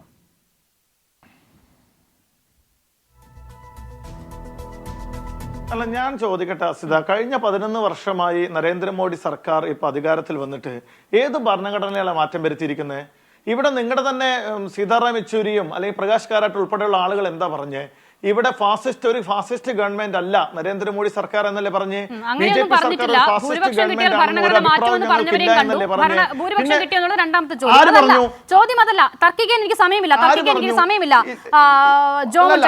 ചോദ്യം വളരെ ലളിതമാണ്. ഭാരതാംബ എന്ന സങ്കല്പം കാലാകാലങ്ങളായി ഈ രാജ്യത്തുള്ളതാണ് ജോമോൻ ചക്കാലക്കൽ, അതിനൊരു തർക്കവുമില്ല. നമ്മളൊക്കെ സ്കൂളിൽ പഠിക്കുന്ന സമയത്ത് കണ്ടിട്ടില്ലേ, ഈ ഗാന്ധി ജയന്തി ദിനത്തിലും സ്വാതന്ത്ര്യ ദിനത്തിലും ഒക്കെ റാലിയൊക്കെ സ്കൂളുകളിൽ നടത്തുമ്പോൾ ഇന്ത്യൻ ദേശീയ പതാക കയ്യിലേന്തിയ ഭാരതാംബയുടെ പ്രതീകങ്ങളെ നമ്മൾ കണ്ടിട്ടുണ്ട്. അതിനെ എല്ലാവരും അംഗീകരിക്കുന്നുണ്ട്. അതൊരു ഐക്കൺ, അതായത് ഔദ്യോഗിക ഐക്കൺ അല്ലെങ്കിൽ പോലും നമ്മൾ എല്ലാവരും ഒരു ഒരുമയുടെ രാജ്യത്തിന്റെ ബിംബം എന്ന നിലയിലൊക്കെ അംഗീകരിക്കുന്നുണ്ട്. ആ ബിംബത്തിന്റെ കയ്യിൽ ദേശീയ പതാകയ്ക്ക് പകരം കാവിക്കൊടി വെച്ചു കൊടുത്തത് ആരാണ്?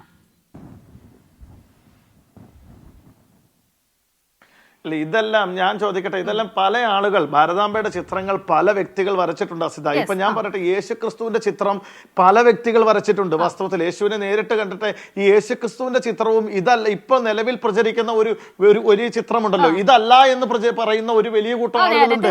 അവർ പറഞ്ഞ യേശു മറ്റൊരു രൂപത്തിലിരിക്കുന്ന ആളുകളെ ചോയ്സിന്റെ അടിസ്ഥാനം അതുകൂടി മതി, ആ ഉത്തരം കൂടി മതി. ഇപ്പോൾ താങ്കൾ പറഞ്ഞ തരത്തിൽ ശരിയാണ്, ഭാരതാംബയുടെ ഒരുപാട് ചിത്രങ്ങൾ ഒരുപാട് ആളുകൾ വരച്ചിട്ടുണ്ട്, പ്രചരിപ്പിച്ചിട്ടുണ്ട്. അപ്പോൾ ദേശീയ പതാകയുള്ള ഭാരതാംബ വേണ്ട, കാവിക്കൊടി പിടിച്ച സ്ത്രീ മതി എന്നുള്ള ചോയ്സ് ഉണ്ടല്ലോ, ആ ചോയ്സിന് ആധാരമായ കാരണം എന്താണ്?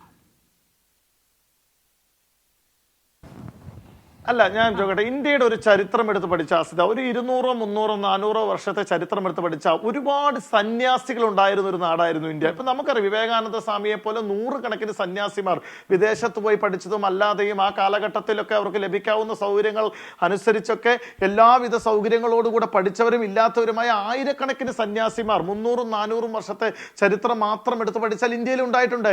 ഈ സന്യാസിമാരുടെ ഒക്കെ വേഷം കാവിയായിരുന്നു. ആ ഒരു കാവി വേഷത്തിൽ നിന്നാണ് ഈ ഒരു കാവി എന്ന ആ ഒരു ഇത് എല്ലാ ഈ RSS ഉൾപ്പെടെയുള്ള ആളുകൾ എടുക്കുന്നതല്ലാതെ RSS തെറ്റിദ്ധാരണയാണ്, അതൊരു തെറ്റ്. ശ്രീ ജോമോൻ ചക്കാലക്കൽ, അപ്പോൾ ഇതിനൊക്കെ അപ്പുറം ഈ സന്യാസികൾക്കും മറ്റ് മതപുരോഹിതന്മാർക്കും ഒക്കെ അപ്പുറമാണല്ലോ ഇന്ത്യയുടെ മഹത്തായ ദേശീയ പതാക. ആ ദേശീയ പതാകയേക്കാൾ മൂല്യം കാവിക്ക് കൽപ്പിക്കപ്പെടുന്നത് എന്തുകൊണ്ടാണ്? ആ ചോയ്സ് ആണ് എന്റെ പ്രശ്നം. പറയൂ ജോമോൻ ചക്കാലക്കൽ. അല്ല, ഞാൻ പറഞ്ഞല്ലോ, ഞാൻ ചോദിക്കട്ടെ, ഒരു ഔദ്യോഗിക ഞാൻ ചോദിക്കട്ടെ, ഇവിടെ വാജ്പേയി ഭരിച്ചു, അത് കഴിഞ്ഞ് നരേന്ദ്രമോദി സർക്കാർ 3ാമത് വന്നു. ഇത്രയും കാലത്ത് എവിടെയെങ്കിലും RSSകാരനായി ജനിച്ചു വളർന്ന നരേന്ദ്രമോദി എവിടെയെങ്കിലും ഈ ഭാരതാംബയുടെ ചിത്രം ഔദ്യോഗിക പരിപാടികൾ വെച്ചതായി നിങ്ങൾ കണ്ടിട്ടുണ്ടോ? ഇല്ല, ഔദ്യോഗിക പരിപാടികളിൽ ഇത് വെക്കുകയില്ല. ഇനിയും തർക്കിച്ചു പറയുന്നത് വെക്കുകയില്ല. ഇവിടെ ഗവർണറുടെ ഹൗസിൽ ഇന്ത്യയുടെ ദേശീയ പതാകയും അതിന് പിന്നിൽ ഇന്ത്യയുടെ ഭൂപടവുമായിരുന്നു ഉണ്ടായിരുന്നെങ്കിൽ വിദ്യാഭ്യാസ മന്ത്രിയോട് നമുക്കും വേണമെങ്കിൽ ചോദിക്കാമായിരുന്നു. അതൊരു ബിംബമായി നമ്മൾ കണ്ടതല്ലേ മിനിസ്റ്റർ ഈ കാലാകാലം. അതിനോട് പ്രതിഷേധം എന്തിനാണ് എന്നുള്ളത്. പക്ഷെ ഇവിടെയും പ്രതിഷേധം കാവിക്കൊടി കയ്യിലെന്തിയ സ്ത്രീയോടാണ് ജോമോൻ ചക്കാലക്കൽ. അത് ഈ രാജ്യത്തിന്റെ ഇവിടെ കേരളത്തിലെ പാവം പിടിച്ച കുറച്ച് ന്യൂനപക്ഷങ്ങളെ പറ്റിച്ച് വോട്ട് നേടാൻ വേണ്ടി മാത്രമുള്ളതാണ് സിത. ഇവിടെ പാവം പിടിച്ച കുറച്ച് ന്യൂനപക്ഷങ്ങളെ പറ്റിച്ച് കുറച്ച് വോട്ട് നേടുക എന്നുള്ളതാണ് നേരിട്ട് പങ്കെടുക്കാത്തൊരു യുദ്ധം. പരിപാടികളിലൊക്കെ ഇത്തരത്തിൽ ഈ ഭാരതാംബയുടെ ചിത്രം കണ്ടിട്ടുണ്ട്. ആ RSSന്റെ പരിപാടികളിലും ശാഖകളിലും വെക്കുന്നത് ദേശീയ പതാകയുള്ള ഭാരതാംബയാണോ കാവിക്കൊടി കയ്യിലുള്ള സ്ത്രീയാണോ? ഞാൻ അതിന് മുമ്പ് ഒരു കാര്യം പറയട്ടെ, ഇതെല്ലാം പൊളിറ്റിക്കൽ പ്രൊപ്പഗൻഡയാണ്. ഞാനൊരു കാര്യം, നമ്മൾ 3ാം കക്ഷി ആയിരിക്കുന്ന ഞാൻ പറയാം, നമ്മൾ ഒറ്റ മിനിറ്റ് അത് പറയണം, കൈരളിയിൽ തന്നെ എനിക്കത് പറയണം. നമ്മൾ 3ാം കക്ഷി ആയിരിക്കുന്ന ഒരു രാജ്യത്ത് നടക്കുന്ന ഒരു പ്രശ്നത്തിൽ തെമ്മാടി രാഷ്ട്രമെന്ന് ഒരു പ്രലോഭനവും ഇല്ലാതെ പറഞ്ഞൊരു മുഖ്യമന്ത്രി അല്ലേ നമ്മുടെ നാട്ടിൽ? ഇവിടെ 26 സഹോദരങ്ങളെ നമ്മുടെ കൊന്നപ്പോ ആ രാജ്യത്തെ കുറിച്ച് തെമ്മാടി പോയിട്ട് നാറികൾ എന്നെങ്കിലും, അദ്ദേഹത്തിന്റെ ഭാഷയിൽ പറഞ്ഞ പരനാറി രാജ്യം എന്തെങ്കിലും പറയാൻ അദ്ദേഹം ആ നാവ് ഉപയോഗിച്ചോ? അദ്ദേഹം ഈ രാജ്യത്ത് പറഞ്ഞ വാക്കെന്താ? തെമ്മാടി രാജ്യം എന്നല്ലേ പറഞ്ഞേ? അപ്പൊ ഇതെല്ലാം ഒരു രാഷ്ട്രീയം, ഇവിടുത്തെ കുറച്ച് ന്യൂനപക്ഷങ്ങളുടെ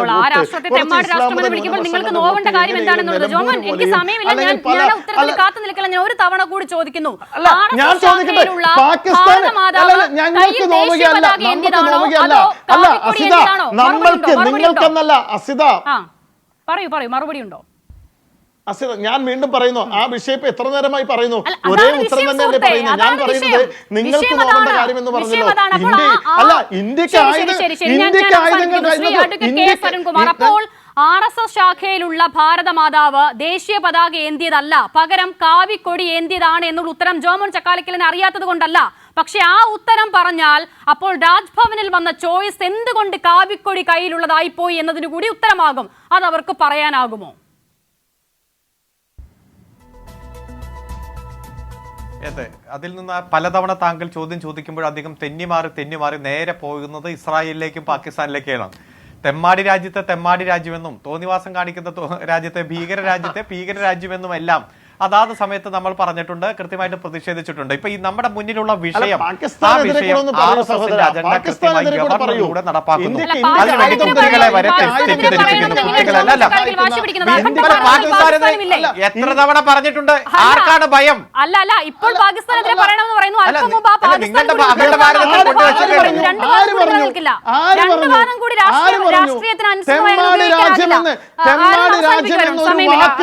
ഇന്ത്യയുടെ ആര് പറഞ്ഞു? അരുൺകുമാറെ ആര് പറഞ്ഞു? കുട്ടികളിൽ വരെ വർഗീയത കുത്തിവെച്ച് RSSന്റെ അജണ്ട നടപ്പാക്കാൻ. അല്ല താങ്കൾ എന്താ ഈ പറയണേ? അല്ല യഥാർത്ഥ സബ്ജക്റ്റിൽ നിന്നും താങ്കൾ അവസാനിപ്പിക്കുക. താങ്കളൊക്കെ തുടരുന്നതാണ് നല്ലത്. കാരണം അങ്ങനെ അവസാനിപ്പിക്കരുത്, കാരണം BJPക്ക് വേണമല്ലോ. അപ്പൊ ഞങ്ങൾ സൂചിപ്പിച്ചത് RSSന്റെ അജണ്ട വിദ്യാർത്ഥികളിൽ കുത്തിയിറക്കാൻ BJP ഇത്തര സംസ്ഥാനങ്ങളിൽ കൃത്യമായിട്ട് നടപ്പാക്കാൻ ഇത്തരത്തിൽ ഗവർണർമാർ നടത്തുന്ന ശ്രമം, ആ ശ്രമത്തെ അതിശക്തമായിട്ടുള്ള പ്രതിഷേധം സമൂഹത്തിന്റെ എല്ലാ ഭാഗത്തുനിന്നും വരുന്നു. കാരണം കൃത്യമായിട്ട് ഒരു എക്സ്പ്ലനേഷൻ പോലും ഇല്ലല്ലോ. ഇപ്പൊ തിരിച്ച് മറച്ചും ചോദിക്കുന്നു, ഭഗത് ജോയുമായി ബന്ധപ്പെട്ടുകൊണ്ടും കയ്യിൽ കാവിക്കൊടി പിടിച്ചതുമായി ബന്ധപ്പെട്ടുകൊണ്ടും അതുപോലെ അഖണ്ഡ ഭാരതവുമായി ബന്ധപ്പെട്ടുകൊണ്ടും യാതൊരുവിധ എക്സ്പ്ലനേഷനും ഇല്ലാതെ സ്വകാര്യ പരിപാടിയാണ് ഇത് എന്ന രൂപത്തിൽ വരെ ചിത്രീകരിക്കുമ്പോൾ ജനങ്ങൾക്ക് ഇതെല്ലാം കൃത്യമായിട്ട് ബോധ്യപ്പെടുന്നുണ്ട്. ഇതൊന്നും കേരളത്തിൽ അങ്ങ് കൃത്യമായിട്ട് വാഴില്ല. കാരണം ഇത് കേരളമാണ്.